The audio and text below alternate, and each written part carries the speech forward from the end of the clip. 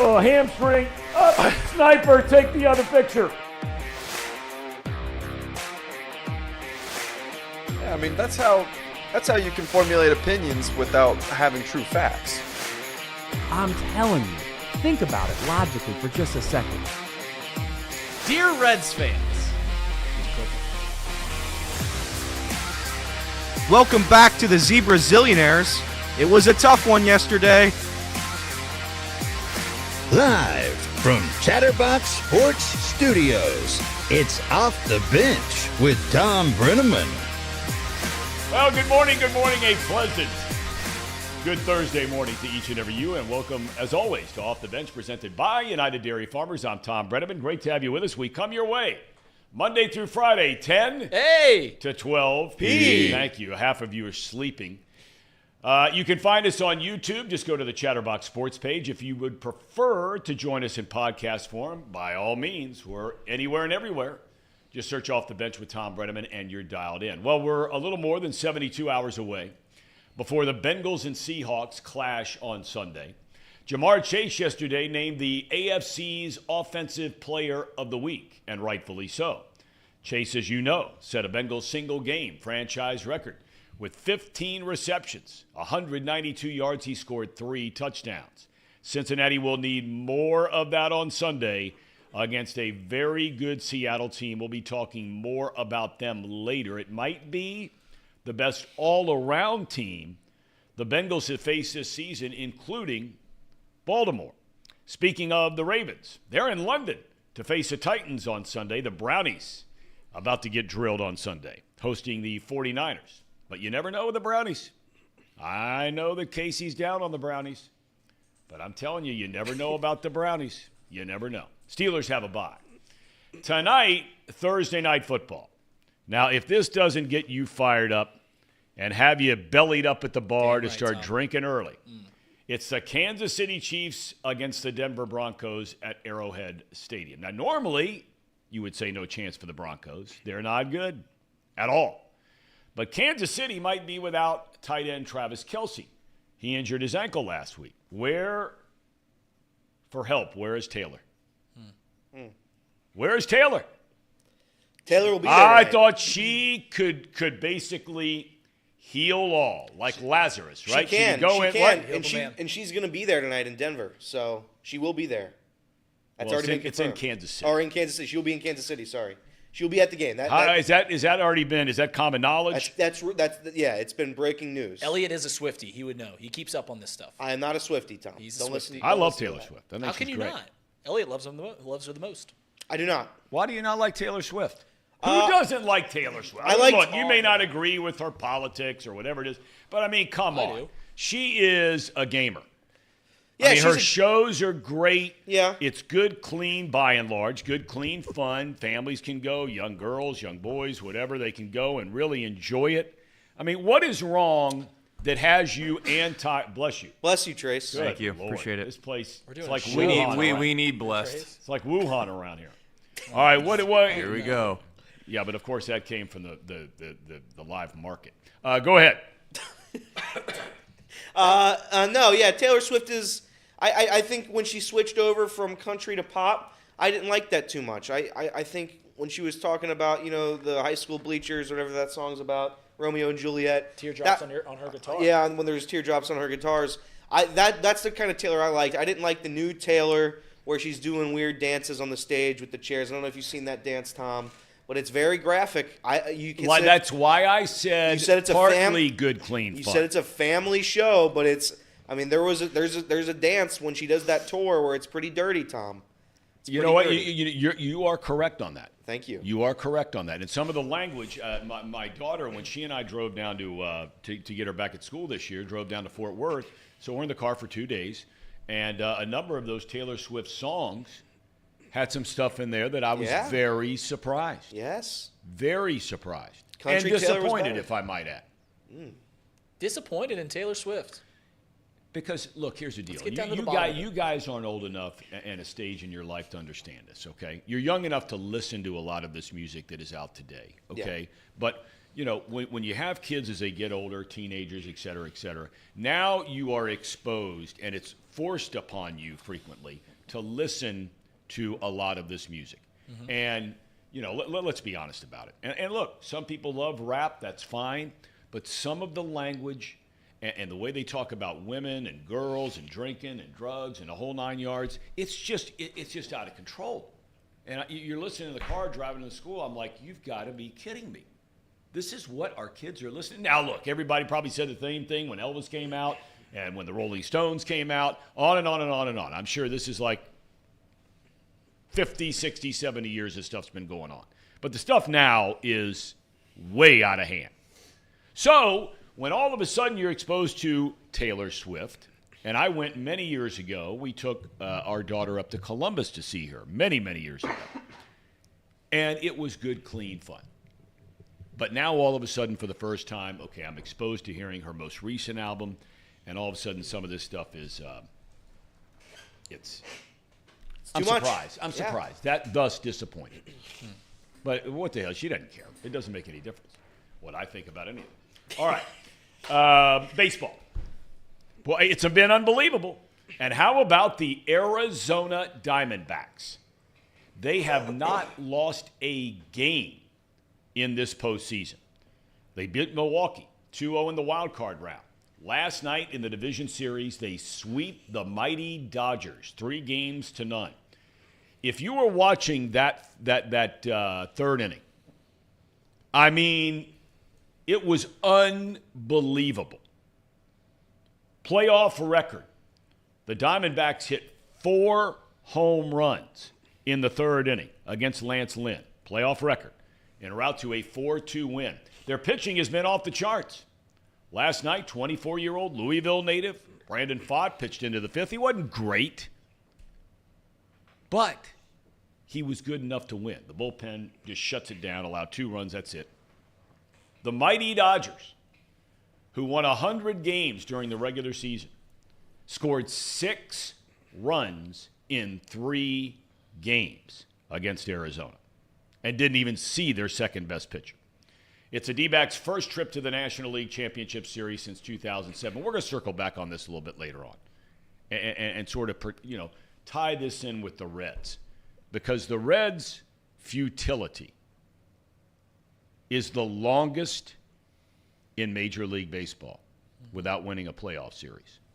I was in Arizona when that franchise started in '98.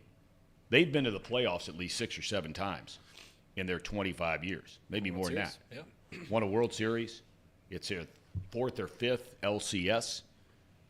Tampa Bay, right? They started with Arizona, both at the same time in '98. How many playoffs have they been to? They've been to a lot recently. They've been to 2 World Series. Okay. Now, who will the Diamondbacks play in that LCS? Well, that could be decided tonight in Philadelphia. Boy, was that place rocking. So was Phoenix last night. 49,000 in Phoenix. But Philly has the best playoff atmosphere of all of them, by far. It is mayhem there. And last night, they had a lot to cheer about. The Phillies clubbed 6 home runs, 2 each from Bryce Harper. And go ahead, everybody, pull your hate out. Nick Castellanos. Go ahead. There it is. There it is. That's your, what do they call that when you're feeding sharks to try and chum? Chum in the water. Tom. Right? There it is. Tom, will How about it? Will you do me a favor if this happens? If it happens, are you kidding me? No, it happens every day. only in the World Series. People can't get enough of it. I feel like it would only really play the way we would all like it to play if it was in the World Series, because that's when baseball maybe has its peak interest. If Castellanos hits a home run, you gotta just all caps tweet Castellanos with five exclamation points if he hits a home run in the World Series, and that's it. That's all you got to tweet. I tell you, that's right. Mouse cop right there. Drive to left. I mean, it didn't take 20 seconds. So have at it, boys and girls. There's nothing better than that. It was a 10-2 rout last night over the Braves. And so Philadelphia leads that series 2-1. Aaron Nola, solid in the postseason. Again, he pitched into the 6th. He allowed only 2 runs. We're talking about high-scoring teams, right? The Braves, when you look at their lineup, but it is by and large a slugging lineup. They have scored 7 runs in 3 games. 7 runs in 3 games. Tonight they start Spencer Strider against Ranger Suarez. First pitch at 8 o'clock. TBS will have that game. Over in the American League, hey, we had Dusty Baker on this show off the bench. What, about a week and a half after he won his first World Series last year? Hopefully we can get him back again. He's done it again in Houston. For the 4th straight season, Dusty Baker takes his team to the National League Championship Series. It is the 7th consecutive trip to the American League Championship Series for the Houston Astros. Think about that for a minute. You said it's the equivalent of, roughly, earlier today, be like a football team. Yeah, going to the conference championship 7. Well, I mean, like what? The Patriots went like 8 straight years. Chiefs are on like 5 straight years. I think it's maybe the best streak going on in sports, maybe only rivaling Kansas basketball winning the Big 12. And I think we're going to be talking about Kansas later. Oh, boy. You know what? As we speak, they are at Allen Fieldhouse. And up in the rafters up there where they have the catwalks, somebody's job today is to go pull up a Final Four banner and make sure that nobody ever sees that again. The Astros finish off Minnesota yesterday 3-2. They win 3-1, so we have, everything's bigger in Texas. And we have an all-Texas American League Championship Series. The first game of that matchup is slated for Sunday in Houston. The National League Championship Series, if you're wondering, will start Monday in either Philadelphia or Atlanta, taking on the D-backs. And look, I tell you, if you like basketball, and I know a lot of people are not WNBA fans. I understand. I get it. But I got to tell you, if you take a few minutes to sit down and watch it, it's unbelievable what some of these women do on the basketball floor.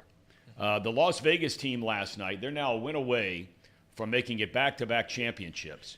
In the first half last night, they shoot 70% from the field. They shoot 60% from three-point range. 104-76 route. They try and wrap it up. 3 games. What the hell are you laughing at? What are we doing? Is something funny? You say good morning to everybody. Trace, good morning. You're over there sneezing and hacking and bringing in McDonald's. Casey, you doing all right? I'm sneezing, hacking, not bringing in McDonald's. So Yeah. Elliot, Reed, you guys okay today? I was doing great until Trey started laughing at the Las Vegas Aces versus the. How do you know what I was laughing at? How do you know what I was laughing at? Because you laughed when he was bringing it up. Why else were you laughing? Don't deny it. You were laughing that I had that in the monologue. Tom, yes or no? Tom, as much as I love you, you text me every now and again like, "Hey, how'd I do?" Today's monologue, the worst monologue you've had since you started. We had Taylor Swift in the WNBA. Those 2 things in and of themselves, boom, straight to the bottom. See, you said that's a terrible take. That's a bad take. That's a bad take, it is, Tom. Because Tom talks about women and Trace hates it. That's what it turns that's into. what it Here we go. I'm just brutal. looking at the stats. That's a bad look. Yeah, it's not a good look for Trace. What a bad look I for can't our imagine boss. how hard it is for Tom hosting a very serious sports talk show, and we got Mr. Giggles over there laughing about, sneezing about, bringing in McDonald's. And the big thing is he's bringing in McDonald's and he offers us nothing. Because he had nothing.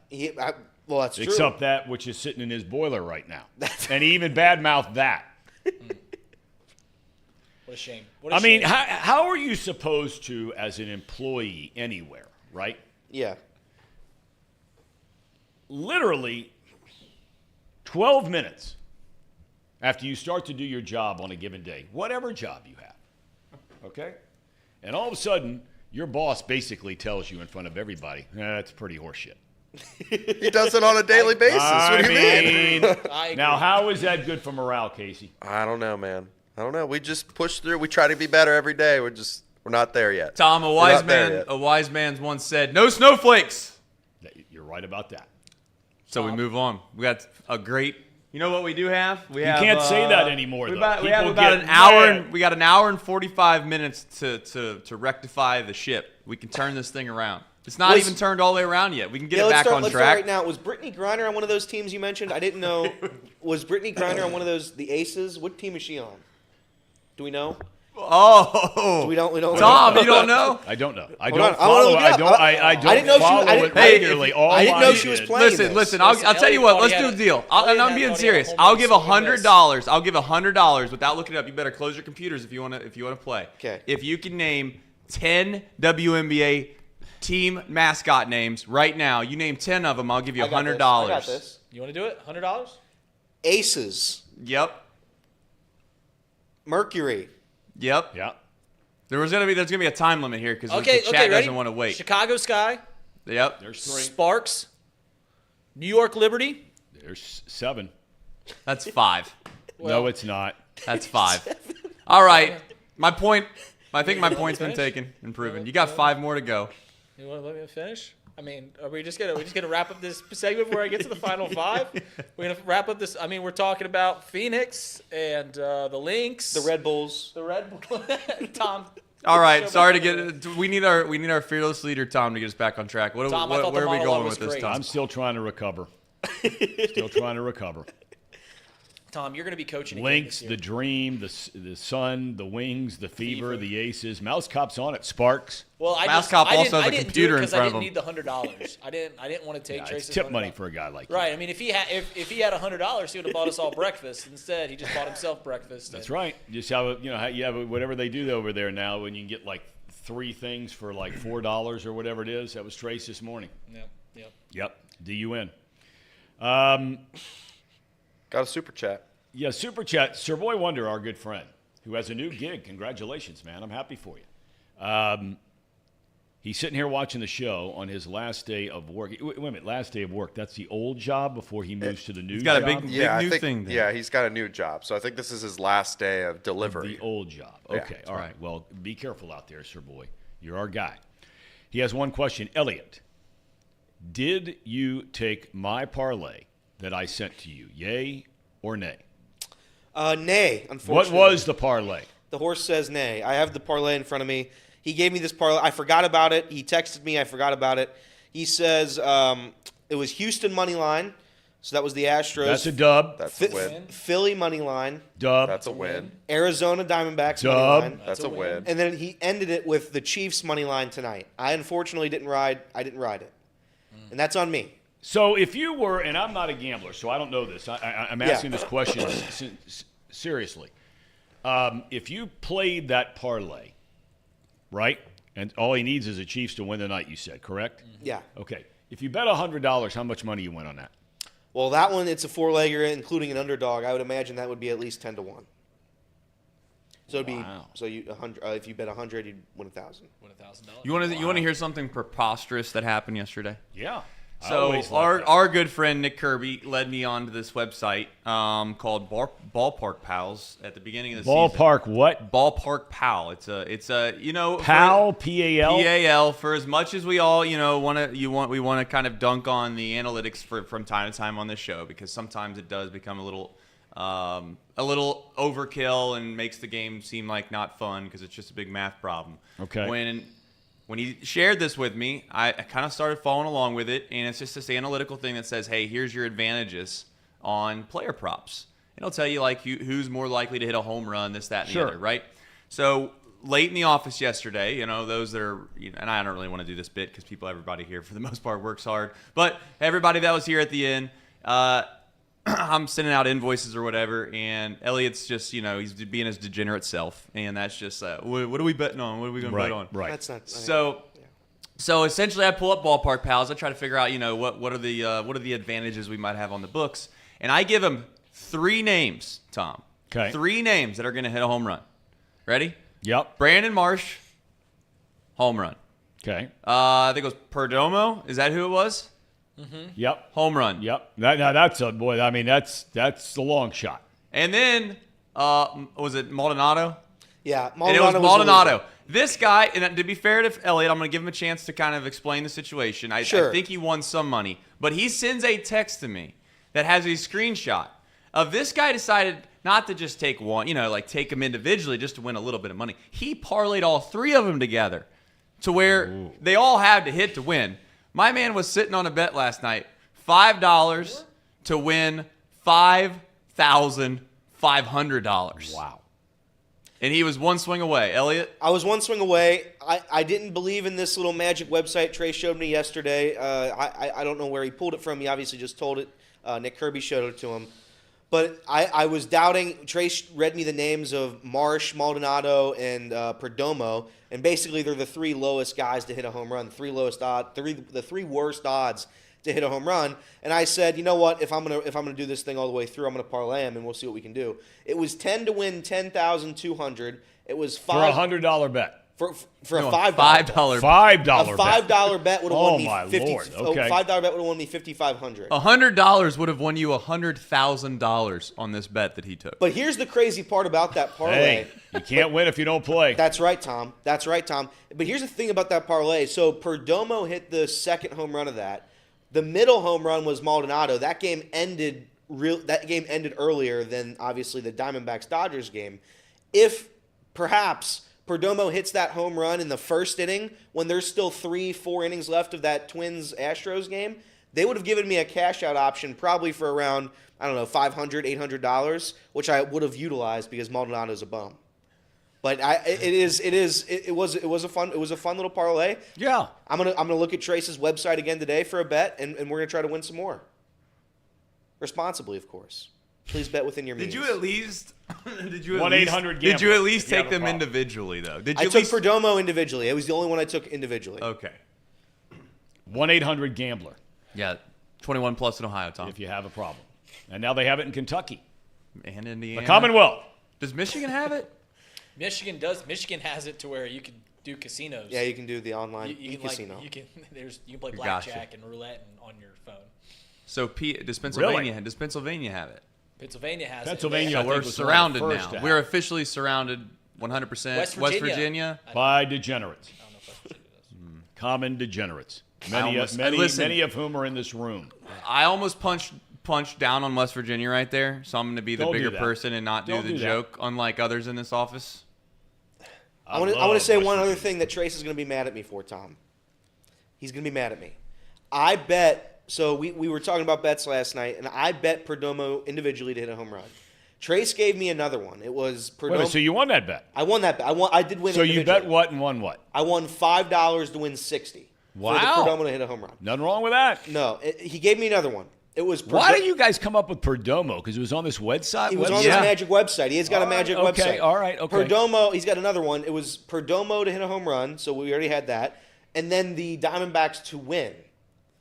I already had a Perdomo bet going. I'm like, all right, this guy's not hitting a home run. I had doubts. So when I placed the bet, I placed it when I was in this office. I placed Perdomo to hit a home run and Diamondbacks money line. I cashed out of that when I just got my money back. I didn't want to waste it. So I could have had. What did you win on that? That's That's called a parlay, right? That's called a parlay. Okay. That's a two-legger. Okay. I would have won. I think right around $100 if I put my $10 on it, which I had on it. But I cashed it out because I didn't believe in it. It's all right. But Trace did believe in it, and he wrote it, and he won some money. So good for Trace. Some say he's a sharp. We have all kinds of people joining this conversation. There are a couple things guaranteed to get people fired up, and that's when you start talking about gambling. That's right. I mean, it really does. It really does. I liked it better when we were disappointed in Taylor Swift, Tom.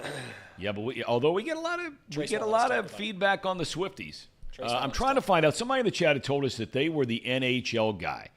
They're 7 for 7 so far on their bets in the NHL. So he offered that anybody who wants to bet on the NHL, this is your guy. Nick Kirby points out that over the last 12 years, the Diamondbacks and the Reds have been to the playoffs the same number of times, and that's true. But I'm talking about the last 25 years. And zero, longer than that for the Redlegs. 0 series wins. I'm trying to think of a fan base more starving than Cincinnati of a The one would be the one Detroit. Yeah, well, that was the one I came to mind. But they've had the hockey team win, That's right. right? They've also been to the World Series. I mean, damn, that's nice. Well, maybe In my lifetime. maybe They lost it. But though. we've been to a Super Bowl, so if you're just talking about a town, like it's. Oh, we're it's talking about towns. Yeah. I don't know. I'm trying to think of Cincinnati is the number one. I mean, New York's starting to get there. To be quite honest, New York has struggled. The Lions have never won a Super Bowl. The Tigers won in '84, I believe. Sparky, right? Sparky. Minnesota has to be the worst, though. I genuinely believe that. Minnesota, the Vikings have been nothing but a letdown forever. Twins. And the Twins have been nothing but a letdown, too. I would almost, I guess, this is kind of a fun little sports talk thing for a second. Would you rather your team be really good and just fail every postseason, or be like the Marlins where you are bad most of the time and then randomly once every blue moon you have a good team and you make a run in the postseason? Anybody have a thought on that? I mean, yeah. If you're asking me if I'd rather be the Marlins and win 2 World Series over the past 25 years, or be a team like the Twins that make the postseason 15 times and never win a dang playoff series, yeah, I'm taking the Marlins. Well, wait a minute now. The Twins won a World Series here, so hold on a second. In '92? No, it was probably 8. They won 2 of them. They won in 87 and they won in 91, if I'm not mistaken. But then they lost 18 consecutive playoff games. I understand. Games. I would take, as somebody who's never seen a championship, as somebody who's really never been close, other than one Bengals Super Bowl appearance. Close. You were 1 penalty away. We were 1 penalty away. People forget about that. The ref screwed us.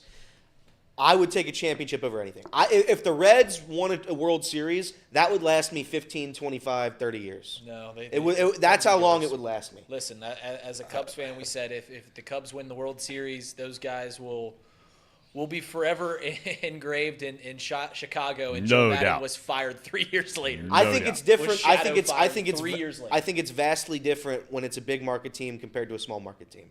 I think a small market team, those opportunities are so small, especially in baseball and professional baseball. The Royals have had objectively one of the worst 2 decades of all time, except for the 2-year run where they had 1 World Series. So I think that World Series for that Royals team, that franchise, meant the world. So. Well, see, that's where in this day and age, and look, this year has gone against the grain for the first time, as far as the teams that spend the most money not winning. Because if I'm not mistaken, the 3 highest payroll teams in baseball this year, in no particular order, were the Mets, the Yankees, Padres. Right? None of the 3 in the postseason. Okay, but the bottom line is. And we'll see what happens. Arizona is a big television market. It might be considered a mid-sized baseball market team, right? But television market-wise, it's big. Well, Atlanta and Philadelphia are huge. Houston and Dallas are huge, right? Spending a fortune, right? Rangers go out. They go all in this year. They throw that idiotic money. I mean, God bless Jacob deGrom, but I mean, we talked about it when they signed him. We're like, you got to be kidding. He hadn't pitched in 3 years. So they're like, okay, trade deadline. They go out, or before the deadline, they get Aroldis Chapman. They go out and they get Montgomery. Point I'm making is it's still going to be a big market team. Now, Arizona, of the teams left, would be by far the lowest on that totem pole. But, look, it's one of those things where, you sit there and the sport and you wonder, but back to the Kansas City thing and how this ties in, and I compare that to the Reds run there in 2010, 12, 13. When you get the chance to get there as a small market team, you can say the same thing as a big market, but their chances are certainly higher of getting back to a postseason or a World Series in a smaller market team. When you have that group of players that by and large you have brought up through your system, the Royals did it, right, when they played in the 2 World Series and they won 1 of them, right? The Reds in 2010, they don't win a game in the playoffs. In 2012, they're leading 2 games to none in a best of 5. They had not lost 3 in a row at home all year long. They get blistered by the Giants, and goodbye. Dusty Baker will tell you to this day, and he did on this very show, it's the most painful series he's ever been a part of. Bronson Arroyo, the way he talked about the series. Point I'm making is, when you get the chance as a small market team, you have to do it because the window is so small and so narrow before all those guys collectively start making big money. You can't pay them or you don't want to pay them, whatever it might be. The Royals did it. The Reds didn't. They won. Yeah. They won. Gotta go. Tom, I have a question about the Phoenix market because you obviously broadcasted there for a while there. Do they suffer from a similar fate as the Florida teams? And when I think of Phoenix, never been there. I don't know a whole lot, but when I think of it kind of it's a place where people retire a lot of the time, right? Well, I mean, yes, to answer your question, it was known as that for a long, long time. But it also has become very much a hot spot for young people to go live. Okay. Yeah. So but a lot of people are from somewhere else. So that's my question. Yeah. In terms of their sports fandoms, are most people that live in Phoenix transplants? Because it's a big city. It's a very big city. It's enormous. 5.5, 6 million people. But everyone's Greater a transplant. Phoenix. Greater Everyone's a transplant. Mostly. So is that why their fan bases aren't as big as other larger cities? For sure. Although I heard Bob Costas last night, and I love Bob Costas. I've always just, as a guy, I like him a lot, and as an announcer, I like him a lot. But he made a comment last night, which this is where, when you're a national announcer, you really have to take the time to talk to local and find out what's going on. It's very hard to do. I mean, you're asked to go in there and you get dropped in there to do in this case, a division series. You haven't done baseball all year long. Right. I mean, in Costa's case, maybe he's done 5, 6, 8, 10 games all year. Well, now you're dropped into this series between two teams. Doesn't matter who they are. In this case, the Dodgers and the Diamondbacks. And, and believe me, I've made this mistake a billion times, so I'm not criticizing in any form or fashion what Costa said last night on the air, but I had a couple texts from buddies of mine in Arizona during the game when he made the comment pertaining to what you just asked. He made the comment there were a lot of Dodger fans in Phoenix before the Diamondbacks were born. The two teams that own Phoenix were the Giants. Their AAA team was in Phoenix for 30, 40 years. They're playing outside in Phoenix all summer, the Phoenix Giants. And the Cubs. The Cubs have an incredible following. Yeah, WGN, a superstation. A lot of transplants from Chicago move out there. Always had their spring training. Yeah, always. Yeah. And they're one of the teams that's been there forever.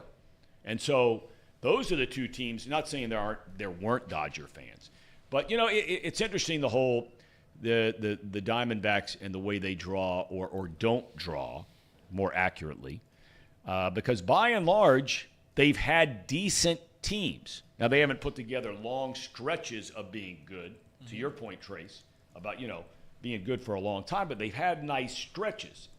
And many believe out there that they're building the kind of team now that the Reds are building, where they have a chance to be really good for a long time. Young players, exciting style of baseball. Unlike the Reds, the Diamondbacks play great defense. Yeah. Phenomenal defense. Got a lot of speed. And, all the talk of Ellie De La Cruz or Matt McClain or whatever, neither one of those guys held a candle to what the kid did, the right fielder for them. Carroll. He is a hell of a player. He's a great player. Little, you know what he reminds me of a little bit is he's a little unorthodox in a way. Like his he kind of swing goes is goofy. so funky. Hunter Pence, he's like Hunter Pence-ish. He's not nearly as bad as Hunter Pence in regards to just like this guy looks goofy. But I always want to call him Corbin Burns for some reason. Yeah, I don't know. You're right. I have You're that right. like weird thing in my mind now where I keep calling this kid Corbin Burns because I don't know. Maybe Corbin Burns is etched in my nightmares from this year. But Corbin Carroll is a fantastic player. And when you look at the Diamondbacks, yeah, they are very much are like the Reds. One guy gets on base and you think that there's a high chance that they're probably going to try to steal a bag or they're going to go first to third on a base hit. But give the Diamondbacks credit. They got a guy yesterday, the fat kid or whatever, however you say that kid's name. Yeah, Fott, the pitcher. Fott. He went out there and he looked like he wanted the ball. And that's has to be encouraging. I think the kid's like 24, 25 years old, first time in a spot like that. They were doing like these interviews in the middle of the game now, obviously in the postseason. And it's wild now how they're just interviewing this guy right when he comes out of the game, a half inning after he was just in like high intense competition, and they got him posted up on the side of the lock or the dugout, I should say, not the clubhouse, but the dugout, and he's telling you that's the biggest game he's ever pitched in, without a doubt. So congratulations. His other start in to the postseason, he wasn't very good. His offense bailed him out. But I still maintain, and look, it all depends on how it's going to play out. But now Arizona can set its pitching up for the League Championship Series. They're going to be playing on the road. And for my money, their top two starters, Gallen and Kelly, They're the best 1-2 starters on any team left in this postseason. And so, hey, it's like we talked about yesterday. It's not who you play, it's when you play them. I'll be the first to say this year, when I saw the Rangers play, now that was really early in the year. They were in first place at the time. They looked terrible. Terrible. But again, it's early in the year. They made a lot of changes to that team since then. We watched the Dodgers this year and watched their pitching go through what it went through. And really, at the end of the day, that's what killed the Dodgers this year, is all their starting pitchers got hurt. And there's only so much you can do if you're Dave Roberts. Atlanta. You watch Atlanta play on offense all year long. They're clubbing home runs. They got guys stealing bases. Acuna, without a doubt, is a landslide, might be unanimous MVP this year. But they remind you in a lot of ways of what Bronson Arroyo talked about with the 2012 Reds team. And the reason he was on the show, you may remember. And he told us he was very concerned how far that team could really go because you had a lot of streaky swing and miss guys. Atlanta has a lot of swing and miss guys. Yeah. And they don't have the power pitching in the front of their rotation. We're in a short best of 3, best of 5, that they're going to dominate the opposition. They don't have it.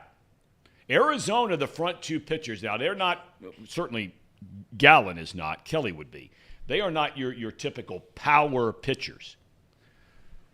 But boy, I tell you, and I might eat my words, they might get swept in the LCS. But with those 2 guys starting the first 2 games on the road in an LCS, they got a legitimate chance to win this thing. Nick Kirby tells us that the Diamondbacks were 21st in team payroll. The Reds were 23rd. Yeah, he also agreed with you about that the biggest difference between the Diamondbacks and the Reds was their defense, because by all stretch, their first 2 starters. Their frontline starters and their are bullpen different. Wasn't running the ground. But yeah, I think there's got some legs to that. Are you guys rooting for anybody? I think I'm rooting for the Braves. I think I am. I think when you have a team that's been that talented all year long, I'd hate to see them have to go out play a division rival, if you want to call it that. And then it's just tough. The postseason, we talked about it yesterday a little bit about, and even your Marty brought it up, just the idea that, hey, sometimes when you get in the postseason, the best team doesn't always win, and that's okay. But it is nice to see some teams get rewarded on being able to get to a 7-game series, because a 7-game series, I think your full roster, your full team shows its hand a little bit more. The Phillies have 2 unbelievable frontline starters, and that's just tough. I think that's part of the reason why the Braves have struggled offensively a little bit. But I just put a bet in this morning because I just had a little weird feeling, and this is the rationale I have, so you can't say I didn't tell you when I brag about it if it works and happens. I took the Braves to win the World Series because their odds to win the World Series right now are the highest, and that's obviously because they're facing 2 elimination games. But they're favored to win tonight, and if they win tonight, they have a home game in a best-of-5, winner-take-all, Game right. 5 at home. And if they win that, then I think they're going to face a Diamondbacks team that they're significantly better than. Yeah. And the Diamondbacks are probably going to have to wait just long enough to where you've seen it before in the postseason where a team's hot, but they got to sit for 3 or 4 days. That kind of mojo and the feeling of what's been happening for the Diamondbacks of late kind of wears itself off. And then now you're sitting with a bet where you have, I think it's like plus 600 on Betfred, where you have the best team remaining still in the postseason to win the World Series at the best odds you can possibly get them at. Now, I get it. If that goes up in flames tonight, so be it. But I think the Braves, for all intents and purposes, have, if you love analytics and you like the Ballpark Pal app, they said they have a 68% chance of winning today. So we'll see where that ultimately goes. I think I started the postseason, I think, cheering for the Orioles. I think it would have been cool to have them win a World Series using the model that the Reds are pretty much following to a T. Right now, I'm torn between the Diamondbacks and the Phillies. I think the Philadelphia fans are my favorite fans. Yeah. Watching those fans celebrate, or not even celebrate, just interact with the game for a 9-inning baseball game. They're standing up the whole way. They're singing to every walk-up song. Philadelphia fans are electric. I know everybody hates Philly. They say they're scumbags or whatever they say. Philly fans are awesome. So if they get to win a World Series, I'd be pretty happy with that. If the Diamondbacks win a World Series, I'd also be very happy with that. I doubted, Reed has made this known, I've doubted the Diamondbacks the whole way through. Yep. To have them do what they're doing in this postseason is pretty cool. So Arizona or Philadelphia are my teams. Reed, you rooting for anybody? I guess if I root for anybody, it's the Rangers, just because I think Bruce Bochy is the best manager that I've seen in my lifetime, Yeah. and I think it's an incredible testament to his career if in his first year as the Rangers manager, he takes a team that won less than 70 games last year and takes them to a World Series and wins it, and it just solidifies the fact he's already a Hall of Famer, but it solidifies the fact that he is the best manager of my generation, bar none. But you know what? It goes to show you, and I mean, this isn't like breaking news or anything. It goes to show you that when you have good players, because all the years he managed in San Diego, now he took them to one World Series. I think that was in '98. But when you go back and look at those teams that he had, they had a lot of homegrown talent that were there for a long time. The payrolls then weren't what they are now. I mean, you had guys like Steve Finley and Nevin and some of these, Tony Gwynn, of course, is on that team. They had some phenomenal players on that team. They got swept in the World Series by the Yankees. I'm pretty sure it was '98. Yeah, 98. That's right. But then, then all of a sudden they purge the whole operation. They can't win anything because they don't have players. Mm-hmm. Well, he goes to San Francisco, and we know what happened there. 3 World Series, right? 5 years. Yep. And he goes down to Texas, and he has a team that's going to spend a lot of money. They bring in good players. Yes, they've made some bad decisions, but when you have a big money owner that's going to spend a ton, you can try and buy your way through that mistake. The mistake being DeGrom. I mean, they were counting on this guy being their number one starter in the postseason, right? I mean, he was done after the first month. And so, okay, well, it's a mistake. We still got to pay the guy all these hundreds of millions of dollars, but we're going to go out and buy our way into a chance to still be there. And that's what they've done. They've gone out and made some really savvy trades. They had a lot of good players already. Mm-hmm. And Casey, are you rooting for anybody? You have a rooting interest in any of these teams? I'm rooting for the Diamondbacks. I didn't say natural. Of course I'm rooting for Arizona. I worked there. I loved it there. I love the people that run that franchise. I'm definitely rooting for the D-backs. Yeah, I mean, I don't have anyone I'm necessarily rooting for team-wise. I'd like to see Dusty maybe win it again. Just to solidify it, that he's a legit manager, a guy that we can all, firmly put him in the Hall of Fame or something like that. And I would like to see Diamondbacks just because your connection with them. That's really, that's nice. That's very that'd nice. be cool to see too. Yeah. I sent real quick, if that's okay, Reed's gonna make a point real quick. Casey, I sent you a DM from the Phillies game last night. I wanted to just show it real quick. It was electric. When I forget, I think it was Harper who hit the home run, his first home run, and there was just 2 guys, Tom, standing on the roof of the stadium. I don't know how they got there, but these Philly fans, they just love to climb things. They love to climb the poles in the streets when they win and they start riding through the streets. Yep. This, I guess, and Drew Garrison, shout out to Drew. He's an avid member of the chat. He's a member of Chatterbox. He drew this. He drew my attention to this. So you're going to watch this home run by Bryce Harper, and then look at the top of the stadium. You will see 2 pedestrians. Boom. Place goes nuts. Look at the crowd. And then look at those 2 guys up there. Did you see them? I saw them. How'd they get there? Well, I think they're the same 2 guys that are taking off the Final Four banner at Allen Fieldhouse later on. They flew out of Philly this morning into Kansas City and drove over. You know what, though? You're right. And look, I've done a lot of baseball, a ton of football in Philadelphia. And, the thing about New York and Philly, okay, I mean, it can be dirty and it can smell and it can be all those things. There's a lot of good to both of them. But there is an edge that you don't get in the Midwest or the South or certainly the West. There is an edge to the city. There's an edge to the fan base. If you're going good, man, you are the king of the jungle. And if you're going bad, it is lower than hell itself. But, man, the baseball and the football games, the upper deck of a football game at Lincoln Financial Field in Philly, I mean, these teams are a part of. You would never take your son or daughter there. Well, it's just Ever. It's just cool to see like real. Unless they like to fight. Some kids like to fight. By the way, that's been an epidemic in the NFL right now. I don't know. There's been a viral trend of at least one fight in every NFL game this season. How about your homeboy here headbutting the guy? I saw that. Yeah. There was no doubt he was an elder guy.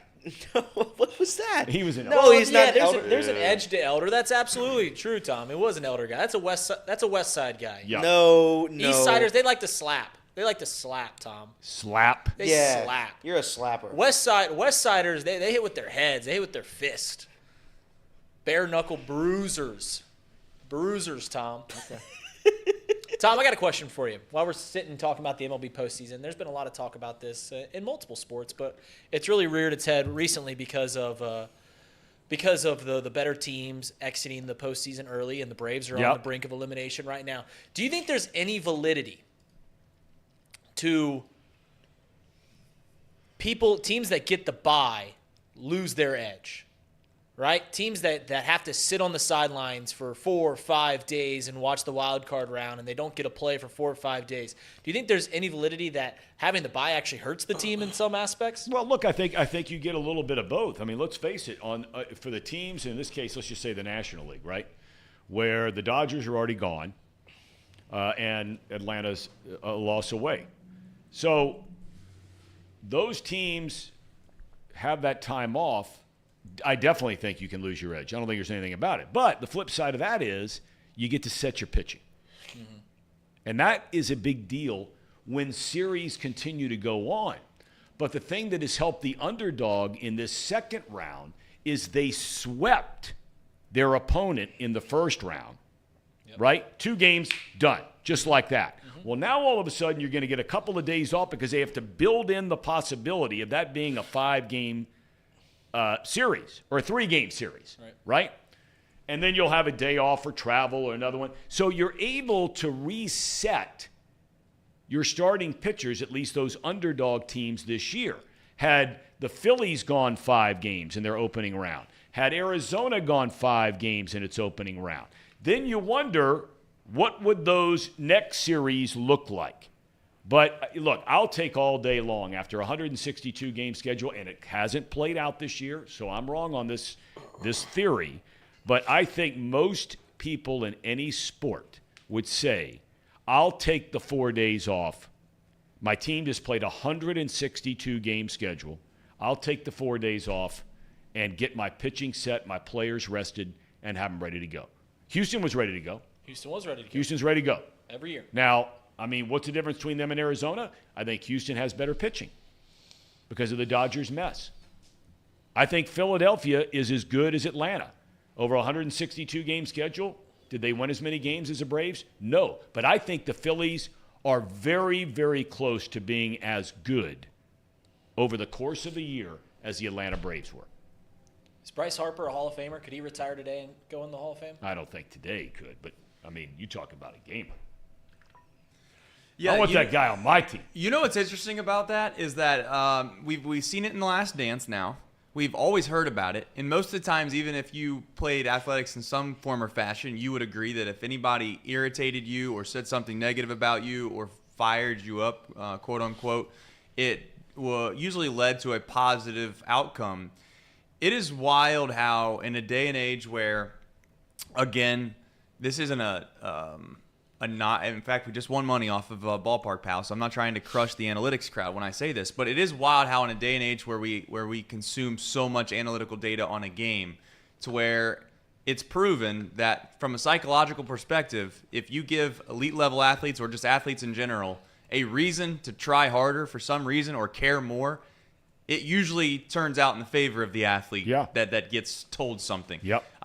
Is it a coincidence yesterday that Bryce Harper hit 2 home runs right after Arcia said what he said, and he just happened to stare him down after each home run? Maybe you could convince me of that, but I'm not going to buy it. It's just wild how psychologically you can't get yourself to that place with your own help, right? Like if Bryce Harper could get in that mindset. Yep. For 162 games, he probably would be the best baseball player maybe of all time. But the problem is you just can't do that. Yeah. That's the That's the same reason. Like the things. This is why your analytics loses it a little bit, and I think you brought this point into it. Is people's personalities matter. The same reason why people don't like Bryce Harper at times is the reason that when the lights are brightest, he shines. If you want to talk about pitchers like Jack Morris, postseason hero. Yep. Was good in the regular season. Kurt Schilling. An abrasive guy, right? A lot of people don't like Kurt Schilling. But when the lights shined, when it came down to nut cutting time, Kurt Schilling showed out. That's the same reason everyone loves Clayton Kershaw. I love Clayton Kershaw. Yep. Clayton Kershaw is the best pitcher that I've seen pitch in my lifetime. Yep. But everyone loves him. He's kind of a laid-back guy. Gets in the postseason, struggles because he doesn't have that edge. And I don't know Clayton Kershaw. I guess I'm just perceiving. That's a fair point. It's fair. He just doesn't have that edge, right? You got to have that edge when it comes to just times. those two names we just mentioned, Schilling and Kershaw. Kershaw Schilling again is the guy that and I watched him pitch every 5 days for 3 years, and he was freaking just unbelievable how good he was, and especially in the postseason. His numbers are some of the best of all time. But there is an edge about Schilling, right? Big, strong, right, nasty, tough. There's an edge about him. You watch Kershaw, and look, native Texan. And you're right. Incredible career, does so much charitable work. I mean, he's a beautiful man and a beautiful human being, and going to the going to the Hall of Fame, no doubt. But there's just something about it. Nola's got that edge about him when I watch him in the playoffs. There's something about him that I like him. I like him a lot. Scherzer had that edge. Yeah, now, Scherzer not all turned out Verlander. well for Scherzer, but he had that sort of, edge about him. Verlander.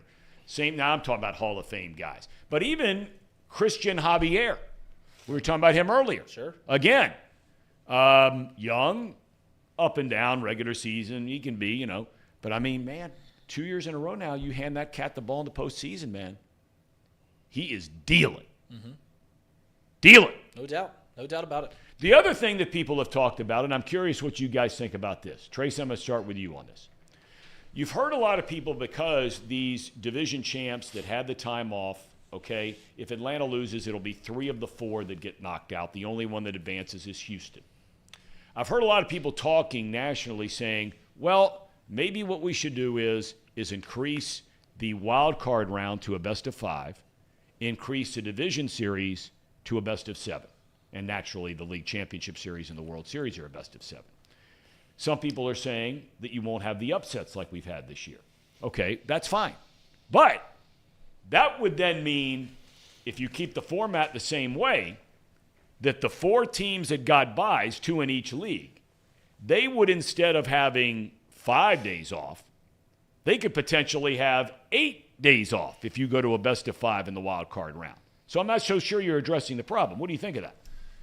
I think it's a tricky situation. I already feel like Major League Baseball's World Series, the crowning moment of their season, is too late into the season itself. It's already getting cold in certain cities, and it just gets to a point where it's like, all right, do we really want to watch the most meaningful games of the year take place in northern cities in this country? And there's a lot of northern cities in this country that don't have domes or something like that. Yep. Like, I don't want to watch the Reds in a World Series, Tom, when the temperature's 40 degrees outside. It just doesn't feel like baseball. It doesn't feel like that's the way the game was intended to be played. You can argue football about being cold weather and the game changing. That's a part of the elements, all that. I don't feel that way about baseball. So I already don't want the season and the World Series to get extended for that reason alone.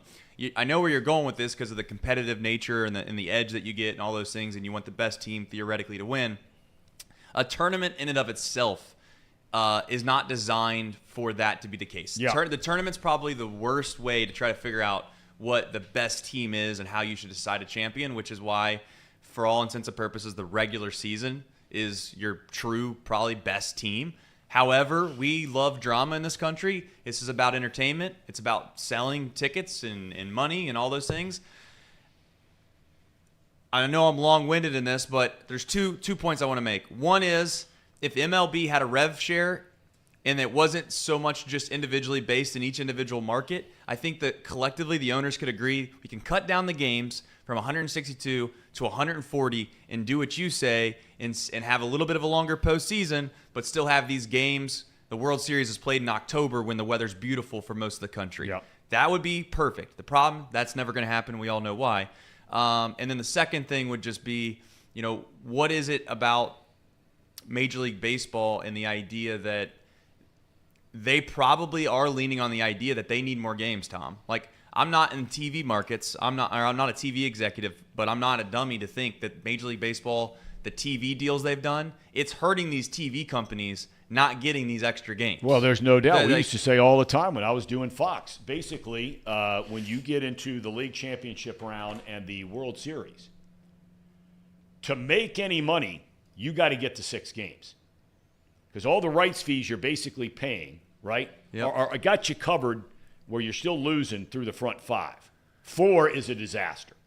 5's a disaster. You get to 6 or 7, now you can start making some. But you're right. Think of how many games have been missed. A lot. For TBS. Did ESPN do any of this? I don't remember. I think they did. Yes. So I think they did the wild card round. Yeah, they did the wild card. Okay, so Divisional. ESPN, Turner, Fox, FS1, whatever. Believe me, you got a lot of guys pacing a hallway out in L.A. in Fox's case, and the rest of them in New York or Connecticut that are sitting there saying, good Lord, we have paid a king's ransom. We needed the 4th game. Or the 3rd game.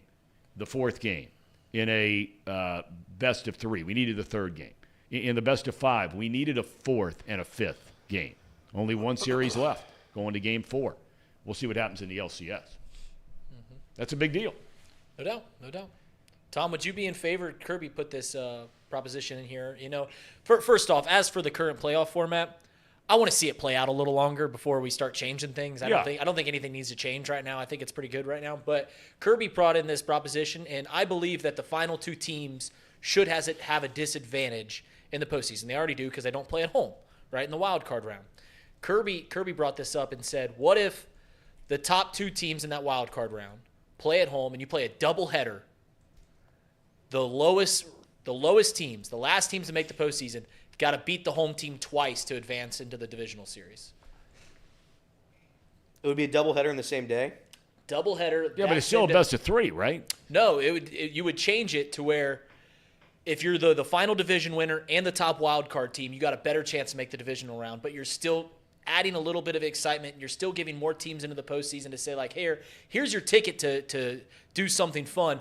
But because of a 162-game season, you had a worse season than these guys.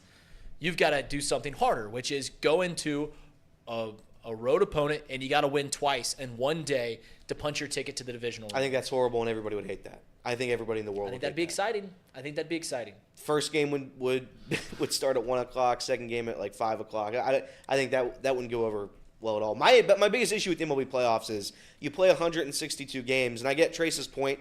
You don't want to watch snow baseball. But at the end of the day, you're playing 162 games. I think the MLB playoffs, each series should be best of 7. It's hard for me to be like your season after 162 baseball games, your season ends because you lose 2 games in the first round. I think you need at least 4. I think you need at least 4 postseason games if you're going to do it. If you're going to make a change. So you're saying you would make the wild card round, you would be in 7. favor of making the wild card 5. 5 and then 7. Yeah. So in other words, that Dodger series would still be going on. Yep. All the series would still be going on because it was a 3 and done, and nobody had hit the 4 wins if it was a best of 7. I don't know. I'm with you, Reed. I just think that let's wait it out for a little. Play it while. out. Let's wait it out for a little while. And we're gonna have weather in a second, but Casey, we do have a mailbag if that's okay right before. So why don't we do it after is it on baseball? It's baseball. Okay, well let's do Really? It's a baseball one. All right. If you haven't seen this, what? This bit with the intro to this. This is as good as it gets. Let her rip. We just got a letter. We just got a letter. We just got a letter. I wonder who it's from. And again, you said that song is from Blue's Clues. Blue's Clues. Blue's Clues. The Okay. little dog is named Blue. Okay. Her name is Blue. Okay. All right. So I have a letter here. As everybody knows, we get a letter from a child, and the child is from a class. So here we go. Okay. Today's mailbag comes from... And these are national. We're getting these nationally from people correct. all around the country. All around the country. Yes, okay. Correct. Today's mailbag comes from Little Randy from Mr. Newman's class. Little Randy from Mr. Newman's class. Little Randy says he and his brother used to pull pranks on their dad all the time by setting his car on fire so he couldn't go to work. We went through 7 cars before Mommy took away our flamethrower. Speaking of flamethrowers, Lance Lynn flamed out again, future red, last night, and the Dodgers get swept by the Diamondbacks. Would the Dodgers be considered the biggest postseason chokers in MLB history? Little Randy also put these nuggets in here. Dodgers won 100 games this year. They won 111 in 2022. They won 106 in 2021, and they won 106 in 2019. In 3 of the 4 last full seasons of play, the Dodgers have had 100-plus wins. They've been knocked out in the NLDS. Are they the biggest chokers in MLB history? And again, that's Little Randy. Little sweet Randy from Mr. Newman's class. Mr. Newman's class. Well, to start with, Randy should be in jail. So we start with that. I mean, I don't know how we go from setting your father's cars on fire to a question about the Dodgers being all-time choke job. That's a reach. But we got there. Little Randy, there. hey, look, I don't. That's Little Randy. That's not me. That's Little Randy. I mean, Randy's like that dude that was in the Stephen King novel, The Stand. A little worried about little Randy there, setting cars on fire. Took him 7 cars to figure it out. It's Little Randy. Tom, do you think arsonist. Do you think the Dodgers are frauds?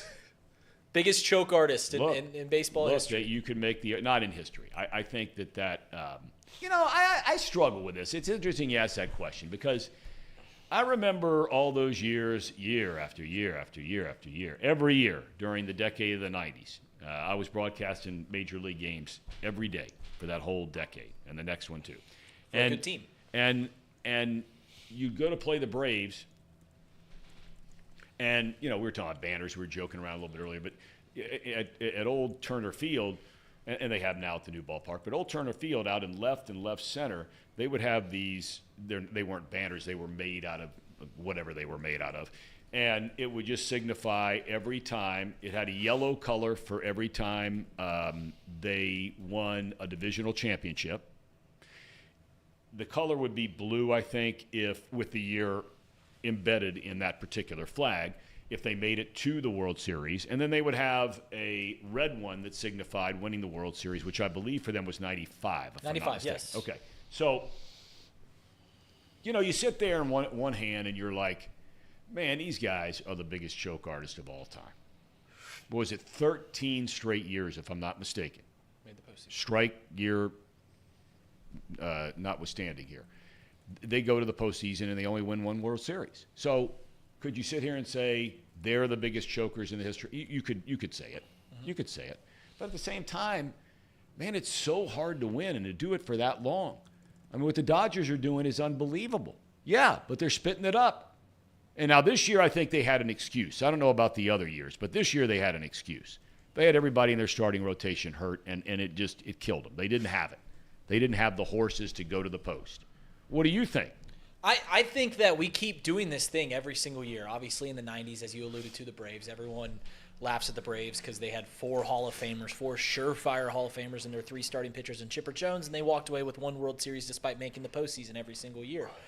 We look at the Dodgers now. Listen, for the past 30 years, 2 teams pretty much are in the National League postseason every single year, and that's the Los Angeles Dodgers and that's the Atlanta Braves. Yep. And they've won in the last 30 years. Those 2 teams have won 3 World Series. The Braves won in 95.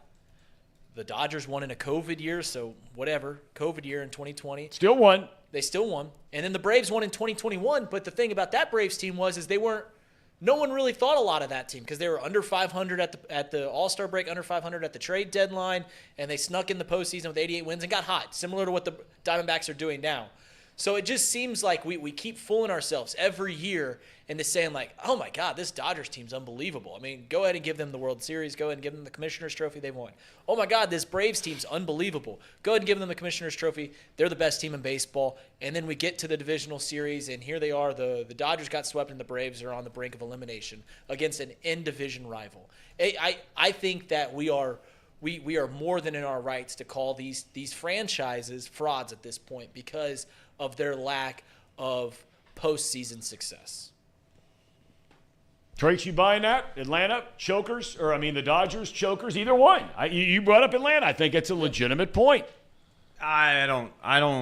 I feel like it's hard to call a team that wins 100 games chokers because they can't win a best of 5. Mookie Betts has been arguably one of the best baseball players this season. In fact, he's the only person that someone can make a reasonable argument as to why Ronald Acuna Jr. would not win the MVP, and he was 0 for 11 in a playoff series. And Freeman had 1 hit. And Freeman had 1 hit. So as much, Tom, as you've brought up the pitching, which I understand why as a Dodger fan you could point to that as an excuse, pitching was not the problem yesterday. They scored 2 runs. That's right. And the whole series. The whole series they did not score runs. And if you're going to convince me or tell me that they're chokers because Mookie Betts had a couple games where he didn't get a hit, well, I would just say it's baseball. That's right. And I don't, that's kind of my mindset with all of it. I've been in a long-winded argument about how November 4th or whatever is the same as October 22nd and what's the difference. Well, I just have a strong belief that if you get below 50 degrees in the sport of baseball, it's not baseball anymore. To me, it's not the same game. There's a reason that teams in college baseball they play up here as for their home. They go south to start the year. There's a reason that the vast majority of kids, when they're younger, growing up, are much better at baseball than guys that grow up in the north, is because they have better weather. The sport of baseball and weather go hand in hand. Football, you could make the argument that until it gets below 10 degrees, it doesn't really affect the game all that much. Well, baseball is different. Baseball is a much more, in my opinion, skillful game. It's a little more delicate than a football game per se, right? It requires more touch. There's a reason they don't play basketball games outside in the winter. That's my main point. You're right. One of our favorite moments in this show each and every day. We've talked a lot about Tracy was talking about weather. You think about it, after God, family, country, weather probably slides in number 4, right? God, family, country, weather. So, without further ado, and Elliot, I don't know if you've given me a nickname. I know that when Trace was in here, he'd throw it over and you would say, thanks, Chip. Yeah, he's Chip. I got to work on something for you, Tom. I know Reed's Ronald Reagan. I don't know. I don't have anything for you yet. But I will. I promise you I will have something. Maybe by next week. Okay. I'm still working on it. All right. I'm still working on it. Here we go. Take it away, Elliot. Here we go. Time for the weather. I know what everybody's looking for here. We just had a debate about weather, right? So I'm going to weigh in on this on this topic because I think it's important. There you go. You see that? Yeah. So listen, I love the cold and I love baseball. So I'm a winter guy. I'm a fall guy. Most of us meteorologists are. We love the fall. We love the cold. It's our bread and butter. Because that's when the weather actually matters, is when it's cold outside, and people need to know that. Today, for instance... It just flew in there. Today, for instance, here we go. Yeah, thank you. And everybody can do this also. High of 75, low of 52. Those are rough. Those are estimates. Really, none of it's actually accurate to a point, but it's accurate enough where it doesn't really matter. It's not raining today. That's all that matters. 0% chance of precipitation. That's according to me, of course. Other meteorologists might have different things, different types of weather. But for me personally today, I'm going to say it's no rain. No rain. Could it change? Yeah, sure. I don't care. Phone, check your phone. You're going to see the same thing I'm telling you right now. Again, it's going to be a great day. It's chilly. There's a little brisk air. It feels like fall. Fall is unequivocally the best time of the year. There's no you don't agree, Ronald Reagan? No, I don't agree. Listen, my take on fall is that the image that everyone has of fall, of 60 degrees, 50 degrees, sweater weather, and the fire. That is perfect weather. The problem with fall is you get that in Ohio for like 2 weeks. Give it back. Give it back to me. Give it back to me. So again, that's not true. That's not true. You're going to have decent weather. You're going to have 60 to 70 degrees all throughout the fall. I'm a meteorologist, guy. I mean, Do you know when fall ends? I know what Kermit, please. I know what I'm talking about. Again, today, you don't need to watch any news broadcast. I'm going to tell you right now. High of 75, low of 52. Those two things could change. It could rain. It could be really windy. It wasn't windy today, though. Baseball, playoffs, I love them in the cold. I love to be chilly. So that's it. Weather forecast done. That's all you got. I'm out. Chip, back to you. Yeah, I guess the camera's on me, and you call me Ronald Reagan. I guess you can call me Kermit. I don't know what we're doing here. What are we doing here? Well, the point of this bit is that Casey needs his time to get set up. Casey, go ahead and flip it back to you. Yep, there we go, Casey. Yep, I'm here. I'm actually on the show. I've been hiding all day because I sound miserable, but I'm going to try to do these ad reads the best I can. We're going to eventually talk Bengals. So the Bengals Report is brought to you by Encore Technologies. Casey. Encore Technologies provides IT solutions. Oh, my God. For a data center. Our sponsors are bailing as we speak. For mobile computing, desktop data center, supporting both centralized and work from home computing modules to improve efficiency and productivity. Casey, I'm so sad. Visit encore.tech. The path to innovation begins here. Let me tell you about this wonderful bottle of water here. Oh, my God. I drank all of it already. From Pawnee just try to came help over there, me beating down the recover door. and They heal. said, we're out. But it's not working just quite yet. It's got to take a while to kick in. And I had a couple bottles already in my system. It's going to work, though. Pawnee water made right here in Hamilton, Ohio. Uses natural limestone filtration. Unlike the artificial processing that other brands use, the result is a healthy alkaline water. And it's the best tasting water in the world. Yes, you can it is, visit Casey. Pawnee really Water good, at PAHHNI. Oh, my God. Casey, bring it over here. Casey, bring it over here. This Listen, we didn't get to this not point, good. but one of the reasons that Pawnee water is better, is because it is What is wrong with filtrated you, Elliot? naturally through Did not just see what limestone. happened, Not Tom. lemon pebbles, but limestone. Listen. Listen to this room. I mean, this is brutal. If you don't listen, I'm in Wuhan. The one thing that Pawnee water does limit is freedom. And I know that sounds like a major con. It limits freedom because if you don't like involuntary reactions to drinking the water, then don't drink it. Because every time you take a drink, I'll show you. Oh, my God. It's that refreshing. Elliot spit water all over me. Tom, my say this son every is day. coming home and today from school, and It's okay. the last thing in the world I want to do is hand him off, whatever it is that's floating around this room. We need Mr. Pfizer here, apparently. We need Travis Kelce. I mean, we got Elliot cleaning up his water. He spit water everywhere, guys. We need Travis Kelce here. We need Taylor Swift here, even though we are disappointed in Taylor. I'll always be disappointed in Taylor. That will never change. Pawnee water, it's great stuff. It is It's great stuff. That's the you know what the problem is back in 2020 we were trying to figure out how to cure COVID, how to get around COVID. I don't think Pawnee was out at that point, and it is. I mean, have you heard a lot of COVID since Pawnee came out? I'm not saying. I'm just saying maybe this is it. Maybe this is the reason. This is the reason.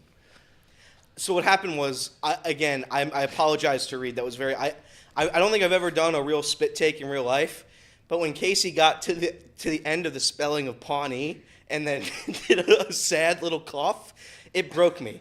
So I did a spit take. I apologize to everybody involved. I shouldn't have done that, but that was one of the funnier things that's happened. So I apologize. Tom, when I'm the one have to be serious in this room, it's not a There's no doubt. it's not a good, serious.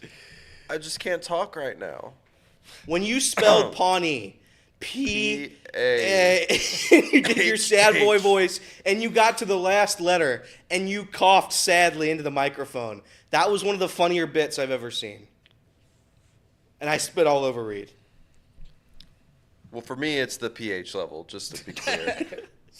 Natural limestone filtration. All right. Tom, what do you want to talk about? I want to get to the Bengals because I don't know if you guys saw this or not, but I guess DJ Metcalf, the great receiver for Seattle. Did you see his comments about Jamar Chase? Okay. What did so he DJ added say? a little bit of, little bit of edge, a little bit of spice to this whole thing. He's a big believer in Devin Witherspoon, who, of course, was a top 10 pick out of Illinois, I believe. Pretty sure about that. Yeah. Correct. And he's been playing great so far to begin his NFL career, albeit 4 games. Metcalf says, look, Jamar Chase is a great receiver. He said, I tip my hat to the guy, what he's done the first 3 years in the league. He said, it's going to be fun to watch on Sunday. I think Spoon, meaning Witherspoon, will get the best of him. How about that? See, the problem with the Witherspoon getting the best of Jamar Chase is that it's hard to get the best of somebody when he's always effing open, right? He's 7'11". He's open 24/7. That's exactly right. 15 catches. Do you think Jamar Chase is the second best receiver in the league, Tom? Do you think he's the best receiver in the league? I think he is the best receiver in the league. You think he's better than JJ? I do. I do. I think this guy is just an extraordinarily talented player. And I get when people say, and maybe you're one of them that say that Jefferson's better. I get it. Yeah. I get it. That's fine. You take both of them is the bottom line. Hey, we might get both of them. Give the whole LSU reunion. I don't think so. Don't think so. But one footnote in that whole thing about Witherspoon, and we talked about how well he's playing to start his career, but he has played the majority of his snaps this season on the left side. And so 142 snaps on one side, 60 in the slot. So everybody wondering, will Pete Carroll, just have him travel around with Jamar Chase during the entire game? That remains to be seen. I know that Pete Carroll is an outstanding coach. I think this is the best team from an all-around standpoint that the Bengals have faced this season. They can run the ball, right? Which is scary. They got the kid out of Michigan State, Walker. They got the kid out of UCLA as like a number 2 back that's getting a lot of stats, right? Charbonneau, I think his name is, right? Sure. The quarterback, say what you will about Geno Smith prior to last year. But last year he was great, and this year he's been really good again. And then defensively, they come at you with a pass rush. It has 16 sacks. They have a secondary that it's not what the Legion of Boom was yet, but they think they have the talent by the end of the year, and it's why most people who follow the Seahawks will tell you they think that this team is going to be more than a handful when they get to the end of the season if they stay healthy. But do you guys think this is the best team that the Bengals have played so far this year? Elliot? No, I think the Ravens are a better team. Okay. I think by the time this season ends, the Ravens will be far better. But the Seahawks are no slouch. I doubted the Seahawks. I doubted Geno Smith. They've got a very good defense. They've got an elite group of wide receivers. They have one of the best running backs in the game that I feel like not a lot of people mention. It's Kenneth Walker. Yep. So I think they're damn good. They're probably the second best team that we've played all year. So I'm nervous. The spread, I believe, is 2.5 points on Betfred Sportsbook. I'm not going to bet it, Tom. I'm going to stay away from betting on the Bengals. You said that. I did say that. I just don't think. I think it's going to be. I think it's going to be a shootout. It's going to be the Kenneth Walker show on the one side, and it's going to be the Jamar Chase show on the other. Final score of this game, I have somewhere around 35-31. Oh, wow. Just an absolute shootout. It's interesting you say that because Casey and I were talking early this morning. I don't pay any attention to when they do these Madden, play the game. Simulations? Okay. They had, Casey, what was it, 17-9 Bengals? Correct. They predicted the Bengals win 17-9, and they get their 9 points not from field goals, but one safety and a touchdown. Wow. So 17-9. When I look at this game, guys, I look at it's a test of two teams that they are just so different. Like I'm looking at the Seattle Seahawks. Drew Garrison put this in the chat earlier. The Seattle Seahawks rank 30th in pass defense. That's what the Bengals want to do, right? That's what they want to sling the ball around the field. They want to move the ball. That's how they like to move the ball downfield. Yep. Then you say, what do the Seahawks do well? Well, they rush the passer very well. Well, I mean, obviously, if you've they had 11 of their 16 sacks in one game.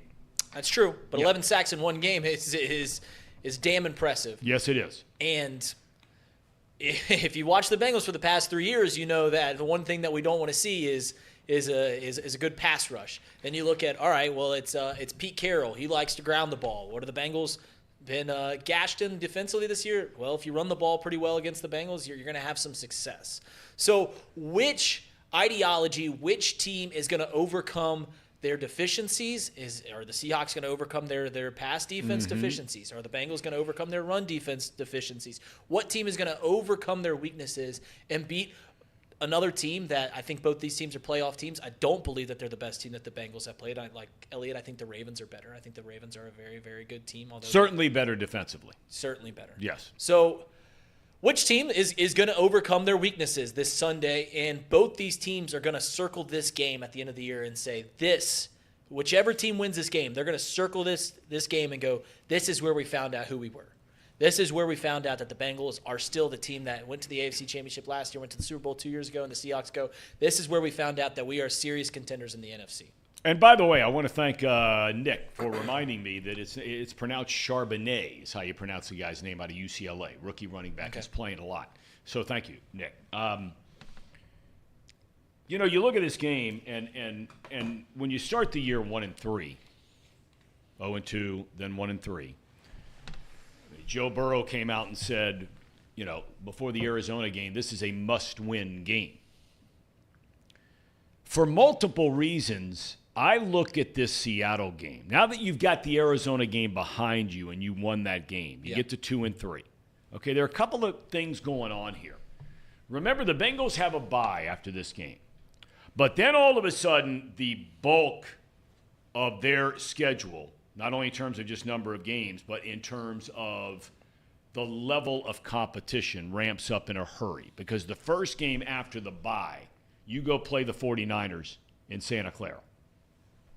Think about the difference of how you view your team being 2-4 going into a bye, knowing the Niners are next, as opposed to 3-3, knowing the Niners are next. I think that is an incredible difference as far as a team's psyche is concerned.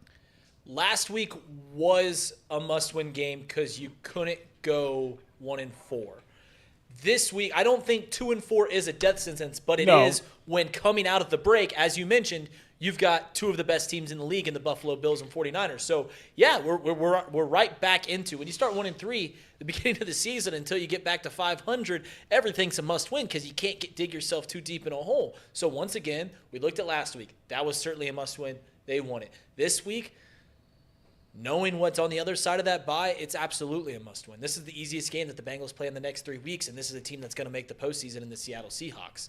So, yeah, you've got to get back to 3-3, knowing that the best case scenario out of that bye is probably 4-4. So, you got to win this game. The other thing about this, and Elliot, I want to get your thoughts on that same question. And Casey, if you're able to get through 3 or 4 sentences, I'd like to hear from you as well. Somebody made the suggestion in the chat that we need to get Casey some UDF ice cream.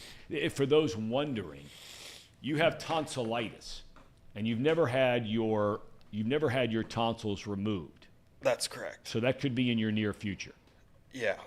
I usually have something wrong with my tonsils every year around this time. So this happens regularly. Why don't you just take them out in the past so you don't have this issue every year? I mean, that's too little too late now at this point. Well, for me, yeah. But I mean, maybe this time around you just take care of that.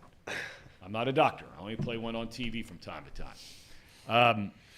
Gosh, where was I going with this thing? We were talking about the Bengals. The other thing is now look, the Bengals haven't been one of these teams.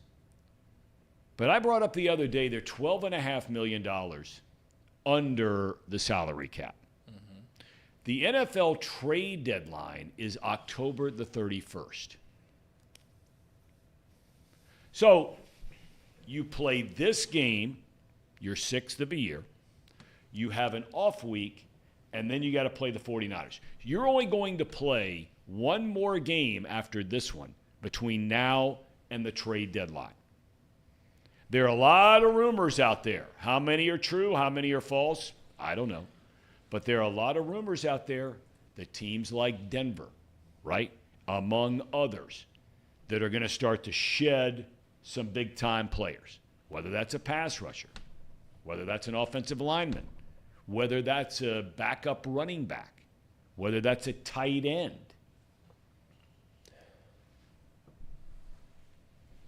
Would the Bengals be in the market to make a deal for the first time? It would be rare for them to make a deal. Correct. I remember last year we were talking, and we were I think Casey was disappointed in the Bengals for not making any moves at the trade deadline. Listen, asking for the Bengals to make a trade at the trade deadline is like asking my dad for a hug. Sure, it'd be nice. Sometimes you need one, but it's probably just not going to happen. I'm just probably not going to get it. You brought in a level of sadness with it. You were talking about love between Hillary and Bill yesterday, and now we're going down. This is not good. Go ahead. Listen, I love my dad very much. I'm his favorite kid by a mile. He just doesn't give a whole lot of hugs, but I don't even like to entertain the conversation of the Bengals trading for somebody at the trade deadline because it's just simply not going to happen. It hasn't happened. It never will happen.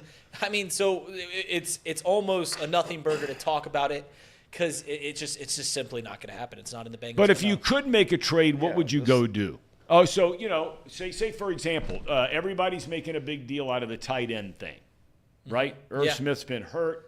Even when he plays, you really don't hear much from him. Hayden Hurst was a big part of this team last year. Mm-hmm. Big part, especially in big moments, big games. He made a lot of plays. Do you think about at least looking there at that position? I mean, Hurst is doing nothing in Carolina. Right. I think they're doing nothing. I said this in the offseason. We're talking about Joe Burrow's fourth option. We're talking about Joe Burrow's fourth option. That was Joe Burrow's fourth option last year in Hayden Hurst. It was Joe Burrow's fourth option the year before in CJ Uzomah. So at some point, you can't spend too much capital in the tight end. I've also said that if we're not going to throw the ball to Irv Smith, what the hell is he doing out there every time when he can't block?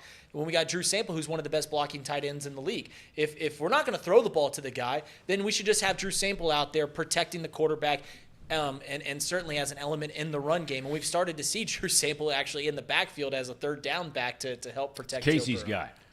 But my guy. I mean, that's how you elevate this offense is we get the ball to Drew Sample in open space. I don't think the Bengals need to make a move for tight end.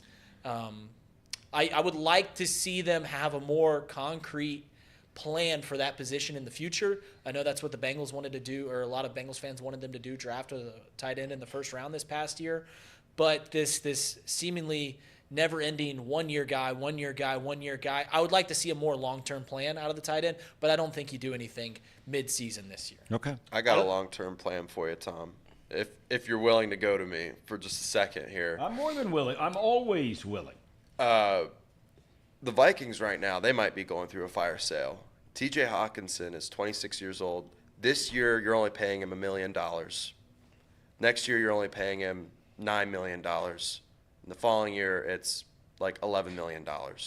Now, that might sound like a lot of money to a lot of people, but I want to keep everyone in mind that Hayden Hurst was a $7 million, $8 million guy per year. TJ Hawkinson is a top 5 tight end. Without in the NFL. A doubt. He's a guy that's going to be on the field every single time at a new level that we haven't really had before. I love Hayden Hurst to death, but he's no TJ Hawkinson, and TJ can block. And for me, the next couple years after that after the first 3 years, you can cut bait with him. There's an opt-out in his contract. So if it doesn't work out, and I mean, I see Jacob here saying $12 million that for a tight end is ridiculous. But it's not. It's not when he's a top 5 tight end. You are theoretically punting on T, but well, I was getting ready to say you're not theoretically punting on T. You are punting. Correct. On You're replacing T. Higgins with Hawkinson. But yeah, I mean, I'm comfortable with that if it means solidifying a position. I would be too. I'd be comfortable with that. I mean, what has T done this season?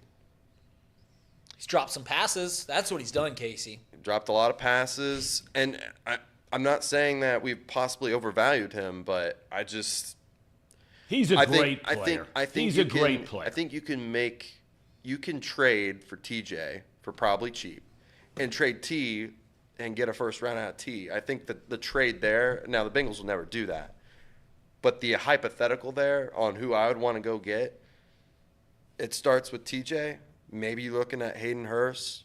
Maybe you look at the Packers. They got a lot of tight ends now, a couple of rookies that they have on their roster that maybe they would be willing to trade one of them. There's not a whole lot of next tight year ends out you there, can though. still franchise tag T. Higgins. But if you do that, you're going to have to pay him $20 million, $18 million. Yeah, I mean, like T. Higgins is going to cost you $25 million. I would rather have an elite duo at wide receiver than an elite wide receiver and a tight end. And I know that was An elite tight end. Yeah, I know that was a recipe for the Chiefs with Tyreek Hill and Travis Kelce. I know that this has played, but I like what we're doing with Jamar and an elite wide receiver to complement him. I think that the answer for the tight end problem that I propose is spending some draft capital in the near future, first or second round, for a tight end, as opposed to going out and getting one of these guys that are an expensive tight end, because then you get them on the cheap. You get them for a couple years, and it's your guy. It's your guy. It's a guy that you develop, the guy that you like, and I would rather go that route. Okay. All right. Well, I mean, look, there's no right or wrong answer on this deal, but the bottom line is it is a bridge that is out there for Bengals brass to decide what is going to be the path moving forward with their offensive weapons. I think this kid out of Princeton's got a chance to be a hell of a player. I really do. I think he's got a chance to be a really good player.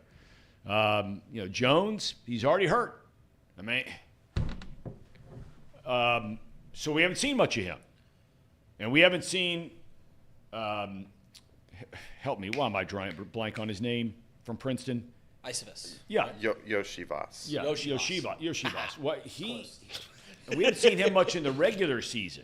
But this guy, I think there's something potentially special about this dude.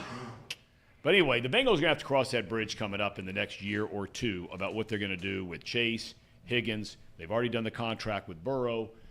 You can't keep them all. You cannot keep them all. How long is Mixon going to be around? You know, they got two guys behind him that they don't even put on the field so far this year. Mm-hmm. I mean, you never see, ever, Williams or Brown. Yeah, I think Chase Brown got one carry on Sunday. Running back, Tom, if you know me, you know my take on running back. I think you can draft a guy in the top 3 rounds after this year, and you'll probably suffice at running back. I want to give the Bengals coaching staff credit, though, for a second, and this is something I don't know if it's brought up enough, and I want to give them credit in identifying depth in the wide receiver position. Yeah. Obviously, you have Boyd, Higgins, and Jamar. Everyone knows them. But these other pieces that when one of these guys go down, I mean, there's certainly a little bit of a drop-off, but still some very talented players. You're looking at Trent Irwin. You're looking at Trent Taylor last year. You're looking at Yoshivas. You're looking at, Charlie Jones, I think, was going to be one of those fill-in roles. But this is something that I don't think the Bengals coaching staff gets enough credit for. And maybe it's Joe making these guys look better. I remember the Browns game last year. All these guys showed out the second Browns game when we won. But I think the Bengals coaching staff should get more credit for the depth that they have identified and built this roster at the wide receiver position. Well, at that position, you can say it. Their evaluation and or coaching and development of the offensive line, on the other hand, it certainly needs to be questioned. All right. Hey, Trace really has come quickly, back into the room. Tight ends. There's the best player in college football, just so happens to play for the University of Georgia. In the mock drafts, there's 1, 2, 3, 4, 5, 6, 7, 8 different mock draft folks that have Brock Bowers going to the Cincinnati Bengals in the first round. Now, obviously, they are estimating on when their draft pick is going to be, but it's ranged anywhere between the 8th pick to the 14th pick.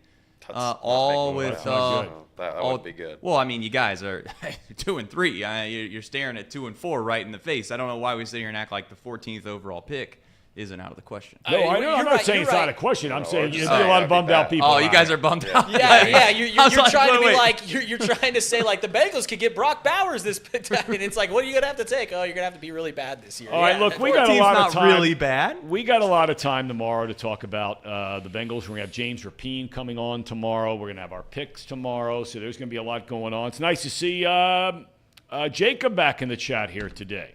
I mean, does he go to class, or is he like the football players at Alabama? Oh, he grinds. He's a grinder. Hopefully, we continue to watch some tape because Alabama, there looks like it's a sliding program. Some are saying it's all because of Jacob. Ooh. That's tough. I wouldn't say that. That was tough. I would not say that. Not quite yet. So today is round, 2? For those of you that don't know what I'm talking about, Elliott has challenged himself and challenged others inside of Chatterbox on the links. And so he lost to the boss, Trace Fowler, in the opening round.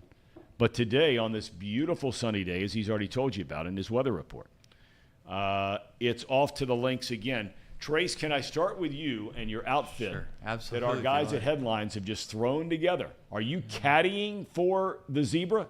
Yeah, I figured, you know what, I like challenges, Tom, and what I realized is that playing against Elliott isn't the real challenge. The real challenge is actually trying to caddy for him and successfully winning a match. So we're going to take on the other boss, per se, Spur. Yeah. And we'll see if we can't take him down. We're going to Spur's home course, Potters. Also just sounds happens a to little be unfair. We'll get to that in a minute. It happens to be, also the better mouse of all the mouses that I know.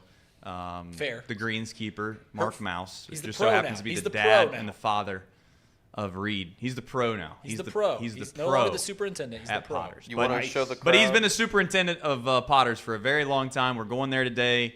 And, listen, I thought to myself, if you're going to do it, if you're going to caddy, then This is big league. You do it right. Stand up. Yeah. Now, I got to be honest.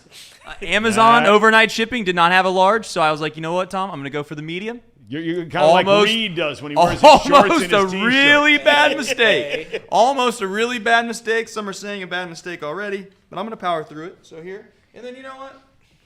That's how you know. So here we go. That's pretty slick. We're going to see if we can't make it work. Elliott, that is big league. It's big league. I mean, for a guy to order that and to our friends at Headlines right outside the door, for them to put the number on there, right, and the and Zebra on the back. Of course. This is big time. This is big time. And I'm not going to Matt Kuchar him. I'm not going to give him like 0.0% of my earnings if I win a tournament, right? I'm going to give him a full 8% if I were to win. It's the standard fee among caddies. Everybody knows this. I'm excited. My biggest issue in golf, Tom, it is not the opponent. It's not anybody else in the course. It's not the fundamentals of the game. It's my own head. Of course. I get in my head, Tom, and I go in the tank. I slip sliding away. Name the band? That would be Paul Simon. That was good. But yeah, so if I can stay within myself, I have a hard time believing Trace is going to be able to corral my brain. But if he's able to, I'm going to beat Spur by 3 strokes today. Ooh, 3 strokes. If I'm able to play my game, stay within myself, stay composed. Tom, you probably didn't watch the last match in its entirety. Well, I watched part of it when you basically moved a tree. Yeah, well, there was a tree to on get the to course. your ball, and you played it, and the rules allowed you to do that. That's correct. But it would have taken normally Reed's brother and 4 or 5 of his superintendent guys that work for him to get that thing out of the way before you hit it. But that's neither here nor there. Please continue. Yeah, well, no, and that's true. That was my home course of Woodland Golf Club. It's one of the most prestigious courses on the west side of Cincinnati. This course isn't going to be like that today. This is Sean's home course, home turf. That seems unfair. Well, it's a home and home. It's a home and a home. It's best of 3. Oh, so that's Didn't know that. So this is round 1. Sean has home field advantage here. We haven't gotten to a game 3. I'm hoping that happens here, or I can win him, or I can beat him in 2. Either way, I'm excited. I'm going to show the people that I'm a good golfer. I said a while ago I could win the Masters in 10 years. I've walked back on that a little bit. I don't think I can win the Masters in 10 years, maybe 20. 15 years, I would say, would be a good competitive. Would be a Seems like good a time. fair- At least fair amount of time. At least Corn Ferry Tour. I could get on the Corn Ferry Tour in 15 years. But we'll see, Tom. I'm excited. I'm nervous and I'm excited. Well, there are already people in the chat that want to know, A, can they come watch? Sure. I don't care. Come to Potter's Golf Course at 1:30. If you want to come, I can take all the help I need. I'm going to need everybody to Happy Gilmore spur. Not hit him with a car. Don't hit anybody with a car like he did in Happy Gilmore, but like a little, hey, jackass, right during the middle of his backswing. I think that would be funny. Elliot, do you think you can get the course record today? Sure. Do you want to know who holds it? Yeah. Jack Nicklaus. Really? Yeah. Is that real? Or That is that a bit? that is 100% No real. kidding. He scored As it an when he was- amateur. when he was an amateur. Yeah. He came down At here. Upper Arlington High School. Yeah, came down here. The Golden Bears came down here. They played the front 9, or they played a full 18. Sorry, and I forget what the score is, but they have a little statue right near number 1 for Jack Nicklaus. How about that? Now that is big league. So if I beat the course record, I'd be in turn greater than Jack Nicklaus, the greatest golfer of all time. That's what we're saying. Yeah, sure. There are a lot of people that also want to know. Blackmore would like to know, Elliot, could you even win a putt-putt tournament? I think that's pretty hard. Yeah, I think that's pretty hard. And we're going to record that as well. We're going to do that soon too. But I'll beat everybody in this office at something. I'm going to be better than everybody at this office at one thing. If it's going to be golf, if it's going to be putt-putt, I don't care what it is. I'm just going to be better than everybody at something. But would you rather be the best at something else, whatever that is, golf, putt-putt, a host, whatever it might be? Would you rather be the best at that or the best gambler in the room? Oh, best gambler in the room, by far. If I was the best gambler in the room, Tom, I wouldn't be working here. I'd be laying on my couch, counting my dollars and cents. I'd be a millionaire. I'd be a billionaire, perhaps. So. Zillionaire. Tom. See what he did? Tom. Yes. Yeah, I'd be a zillionaire. So that's what I would rather do. I would rather do that. Any action on the college games tonight? I talked about the pro game. Any action on the college games tonight, boys? Couple of decent games. I mean, not bad. They're not, headline act stuff, but competitive football for sure. I've seen SMU play. They're not bad. They played East Carolina. West Virginia is at Houston. Any action? Yay or nay, gentlemen? Or on baseball? Any gambling action tonight? I'm going to have Chiefs alternate line minus 20.5. What does alternate line mean? So it means the regular spread's 10.5, Tom. If you want to put it to minus, you can set it to whatever you want. I'll set it to minus 20.5, and those odds will be like plus 800 or something like that. It'll probably be less than that, actually. Plus like 400. And it's just better odds for me. So instead of 1-1, it's 4-1. I got you. But I think the Chiefs dismantle the Denver Broncos. Sean Payton's had a couple good years. One of those years, I believe, he was paying people to take people out. I think that was that what was happening? Well, that was more on the defensive side. That was Okay. more Greg Williams, the defensive coordinator. Greg with 2 G's. But go ahead. Yeah, but I don't But know. he oversaw that program. He did oversee it. He oversaw it. And got suspended for a year. That's right. Tom, what's your opinion on Sean Payton? Because my personal opinion is I think he's a bit of a fraud. I don't understand why everyone acted like Sean Payton going to the Broncos was going to be some magic, right? That was just going to turn the Broncos around. Because if you look at Sean Payton's record with one of the greatest quarterbacks of all time, and Drew Brees, he had as many losing seasons as Marvin Lewis. Yep. Like they had very similar careers. The only difference is obviously Sean Payton and Drew Brees won a Super Bowl. But I don't. And they went to the playoffs a lot. He went to the if you look at his resume with New Orleans compared to Marvin Lewis's with the Bengals, they're almost spot on. Well, they're not in terms of overall wins and losses. Marvin Lewis was a 500 coach. That is fair. And he had to build this thing literally from the ground up, as did Peyton in New Orleans. But I would argue that what's the difference between going 7-9 and going 4-12? You know, like what's the difference there? Okay. If you're not making the postseason, you're not making the postseason. You weren't that great of a team. So I have always said that when we would go do games, and I did a ton of them in New Orleans when Peyton was there. I always said that if you had to pick one coach to do their game every single week, if Fox were to have come to me and said, hey, what team do you want to do the whole year? Okay, I would have said, well, New Orleans is one of them. Because, A, they were good, right? Sure. But B, Peyton was a kind of guy where you know, we have these meetings, say on a Friday, and we're going to New Orleans, and they're playing. It doesn't matter who they're playing. And you'd go in on a Friday morning, you'd go to their practice, and ahead of time you'd ask for the head coach, the quarterback, defensive coordinator maybe, defensive player, to come into a room with you and 3 or 4 other guys on your crew where the analyst primarily ran that meeting, not exclusively. But the coach would sit down, and you would have to start pulling things out of the coach. Some more so than others. Belichick seems like a talker. You know, Belichick was not a big talker, but with me, he was fine. A lot of people didn't, not necessarily me, but the games that I worked, he was fine, and he was okay. But Peyton was the kind of guy who walked in. We would have the depth chart sitting there on the table, and he would walk in, he would pick it up, say hello to everybody, and he'd say, all right, fellas, here we go. You ready? We're starting on offense.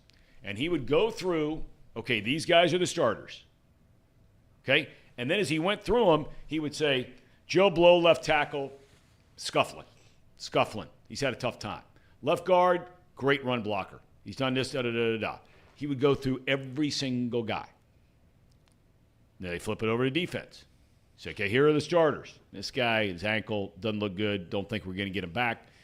Cornerback, been torched, but I think he's going to be a really good player. He's young. You know what I'm saying here, right? I mean, basically, he would walk you through the entire state of the franchise and the team currently as it's playing within the first 10 to 12 minutes of the sit-down, and nobody else would say a word. Now, at the end, if you want to ask him some follow-up questions, whatever it might be, he was more than happy to do it. But he was extremely great to work with. I'm with you in that I think he got a lot more pub as being a great coach than maybe he probably earned. I think that's fair. Yeah, I think so. I think that's fair. He did have a great quarterback, and it's like we were talking about earlier with Bruce Bochy. Man, you got to have great players. True. No doubt about it. You talk about quarterbacks all the time. Yeah, he had the same guy the entire way he was there. I think quarterbacks have made more coaches than coaches have made quarterbacks. No doubt. 100%. We're seeing that in Cincinnati right now. No doubt about it. So anyway, you no action for you tonight? I haven't looked at it. If you're gonna twist my arm, I mean, what are we talking here? If you're gonna twist my arm, I mean, I'll take Pacheco to score a touchdown tonight in the Thursday night football game. So I'll take Isaiah Pacheco to score. Trace? Braves. It's just a matter of how much at this point. I feel so confident in the Braves. You really sound confident. Man, I'll tell you. Really the best way confident. to win money in gambling is to take advantage of everyone when they're a prisoner in the moment. I said yesterday, last week, no one wants to give me credit. That's fine. What I said up here and I said you should have solace in the idea that the Bengals are favorites and you know they're going to win this football game. And what they do, they won the game going away. They won by 14 points. Every single time in the NFL, you're going to look back at the end of the year and you're going to say, what? Can you believe that the Bengals were only given 3 to the Arizona Cardinals when they had Josh Dobbs at quarterback? What are we talking about? No one even bet that? That's what happens. The Braves tonight, they're going to take care of the Phillies. They're going to show you why they won 100-plus games this year, and they were the best team in that division, and they're going to win that series and go on, and maybe they'll win the World Series, maybe they won't, but I'm going to root for it because I'm going to put money on it, and that's pretty much the real reason as to why I'm going to be a Brave fan. Okay. You also said take the Cowboys over the 49ers. Yeah, you did say that. Well, that's fine. I got a solution for everyone. Win some, lose He's some. also the guy that picked the Orioles, right, to go to the World Series. Fade me. Same guy. I'm not gonna let you sit here and pat yourself on the back about I told you to take the I told you to take the Bengals over the Cardinals when you also did the same for the Cowboys over the 49ers. I mean, we got to have it both ways here. Our buddy Jolly, I think, is producing the game tonight between West Virginia and Houston. I always talk about Jolly. He's a Hamilton guy. That's right. Mm-hmm. Hamilton guy. Last week at Jolly's. We have about 12 minutes left in the program. Well, we got a new segment, Tom. Hey, can we suggest a tune for Jolly Jolly? Will you think he'll play it for us if we give him a good tune? Yeah, because they have access to all the music. Yeah, he's going to be able to play in and out a tune. of commercial breaks. I feel like that should be like the insider trading tip of the thing that we can do to Jolly Jolly each week is just to tell him how to do his job and tell him what music to play. He needs the help. Trust me, he needs the help. Trust me. Not what the industry's saying. They said he's the best trust of the me, best. I've been there in the trenches with a guy. He needs help. So if we want to give him, a song, what would be a song going to break? Swiftie song. Got to be a Swiftie. I don't know about you, but I'm feeling 22. That's my song for Jolly Jolly. I don't know. I don't got a song for him. You got a song, Trace? You got something in mind, Casey? Play Revival. I feel like that should be the cherry on top. We got to give it. We got to give us. We got to have a good riff to it. That's right. We got to give it a good thought on this. This is big time production. The game's in Houston, so I would lean a little country there. I'd lean a little country. You got West Virginia and Houston. They both like their country music in those two states. Wait, Jolly's doing this game? Isn't this game on Amazon? No. The college football game. West Virginia and Houston. Okay. Come on, he doesn't work for Prime. No, you think you would run a terrible broadcast like that Prime service? No. Damn right. Jolly Jolly wouldn't be a part of something that terrible. All right. Well, okay. You guys. Cherry on top. We'll make it the cherry on top, unless we already have it'll one. get Tim Brando to say. We have a cherry on top. Oh, we have a cherry. I said Casey. Okay, we have a cherry on top. So then, before the cherry on top, we'll come up with something. You can't rush perfection. Rome wasn't built overnight, Tom. That's right. We got draft or die. Trace, introduce the segment. Oh, draft or die. How'd I forget? Draft Tom or die. That's how it goes, Tom. If you don't, I don't know if you know this, but we're gonna run a race. It's called a 100-yard dash, Tom, and you're going to be on there electronically, of course. And, of course, we're going to watch it all together at one.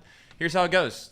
Whoever finishes first gets the first pick, and then so forth. And then it's a snake draft, Tom. So you draft an order, and then it comes right back to you. You get to pick two teams. Forget the money line, or forget the spread. For this weekend. Forget the spread. It's just straight up for win-loss. this weekend. This weekend. College or pro? Nope, just pro. Thursday through Monday night. Okay. And you got to pick two teams. And if both of those teams lose, Tom, this is where you die. This is the bad part. Then you got to stand in front of this teleprompter that is a pseudo fake teleprompter. Yeah. And you got to read a bit that one of us writes for you. And if you laugh at any moment during it, you have to reread it again. And you got to do it until you don't laugh, which could be an issue. All right. So let's go. Without further ado, let's go. There you go. Because I need to start doing it Wait, correctly. Without further ado, we're gonna run the 100-yard dash, Tom. We didn't do the intro. Tom, you're in the middle. Oh, we you didn't run do the intro after? We didn't do the intro. He's gonna do the intro after. Oh. Don't stay off my producer over here, Sorry, okay? He's gonna do his job. That's my bad. The thing about this 100-yard dash, Tom, is that it's so fast. It's such a quick thing that goes on. Who's it? I can't even see. So Tom's in What's going on? Tom, you're slow. I pulled a hammy. Sniper. Sniper. Tom, you ever call a horse race? Tom's just a slow starter. Man, Tom, Come on, son, get the lead out. Elliot. First place, Elliot. Everybody knows I'm first place. Who's in second? That's Trace. Okay, now it's a dash for the third pick. This is the Tom's big one. in the middle, Tom's stuck at the Reed's at 15. the far right. Oh my God. Oh no, Tom. This is brutal. He's stuck in the mud. See, I mean, see, this thing's rigged. Go ahead. All right, Elliot's So what's first, it mean? Trace second, Reed third, I'm fourth, Tom is fifth. Okay, and we can't pick the same game. No, we can't. Correct.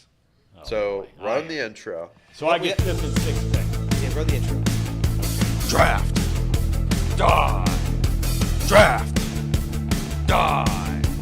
Draft of draft. Die, die, die. Draft of draft. Die, die, die. Draft or die.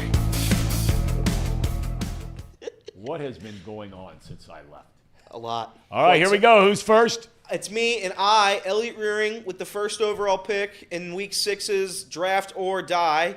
Select the Kansas City Chiefs. Great pick. Number 2. Is that me? Yeah, it's you. There we go. I do this every time. See, I got on here and I thought I had those spreads in front of me. I am going You said no spreads. It's the winner. I got to look at the spreads. I got to look. Segment. It's on me. I think I'm going to take the best one of all of them, which is the Bills over the Giants. Yeah, I would have gone there. Okay. I'll go third. I'll say the Miami Dolphins beat the Carolina Panthers this week. Let's see. I'm gonna pick. Poor I'm picking San Francisco. I don't care. Okay. I'm going to take Baltimore to beat Tennessee, and then I get the next pick, correct? You do. That's You right. get back-to-back. Not bad. All right, I'm going to take the Rams to beat Arizona. Casey, back to you. I'm gonna take. Man, it is bare bones out here, ain't it? I'm going to take Philadelphia. Ooh, that's where I was going to go. You know what? I feel so confident that the Dolphins are going to beat the Panthers that I'll take an underdog here. Go ahead and give me the toast of Northeastern United States. Give me the New England Patriots to beat the Raiders. Wow, oh boy, that's a whole different topic to get into the whole New England thing right now. Mm-hmm. Okay, who's next? I'm going to take, I'm assuming this hasn't been picked yet, Baltimore. That was taken. Oh, that was taken. Baltimore's been taken. That's Yep. on me. Hand up. Every week. You're acting like Hand these up. two guys over here when my dad was on yesterday. There's an yeah. echo in here. This is where this gets hard. My I'm apologies going to to take Marty. the Cincinnati Bengals. Oh, there you go. That's a good pick. There you go. You're going to love that. All right. Is that it? I'm up. I'm going to take the Chicago Bears. Wow. Who are they? Over. They're playing the Vikings. The Vikings are without Justin Jefferson.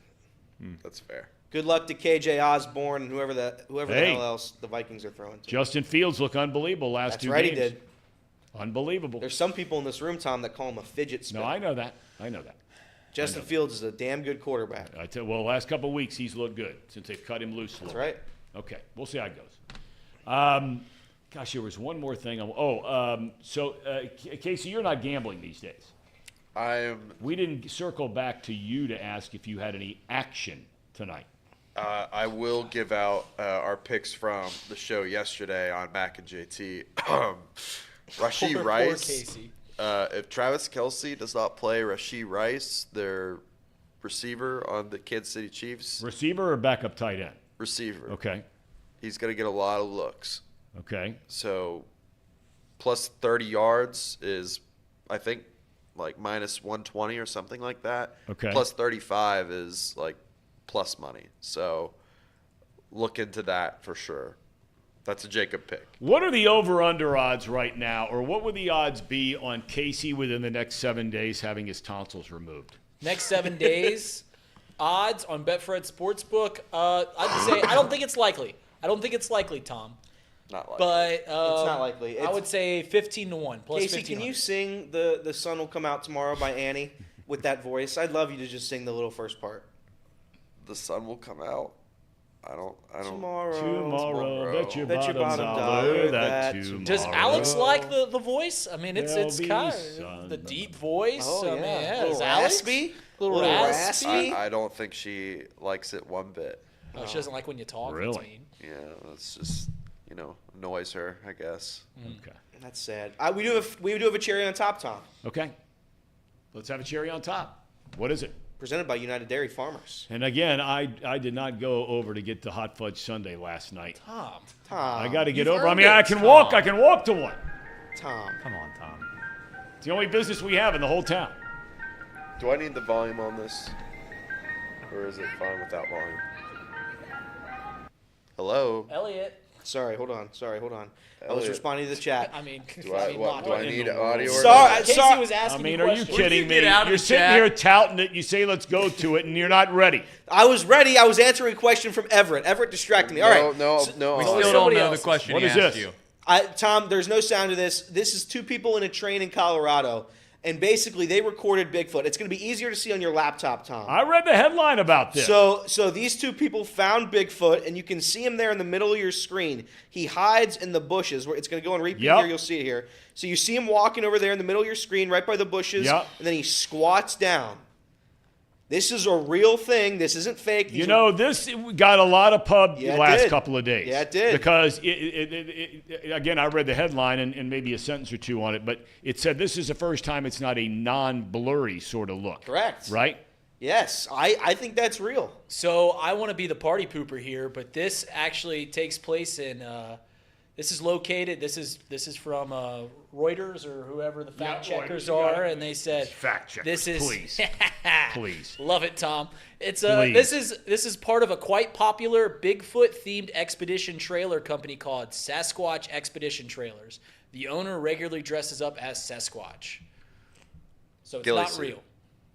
So we're saying that's not really Bigfoot? No, it's not Bigfoot. Jolly said it was Wild Man Walker. I hate There's to be no the wild I hate man? to be the not fun one here, We did find aliens recently.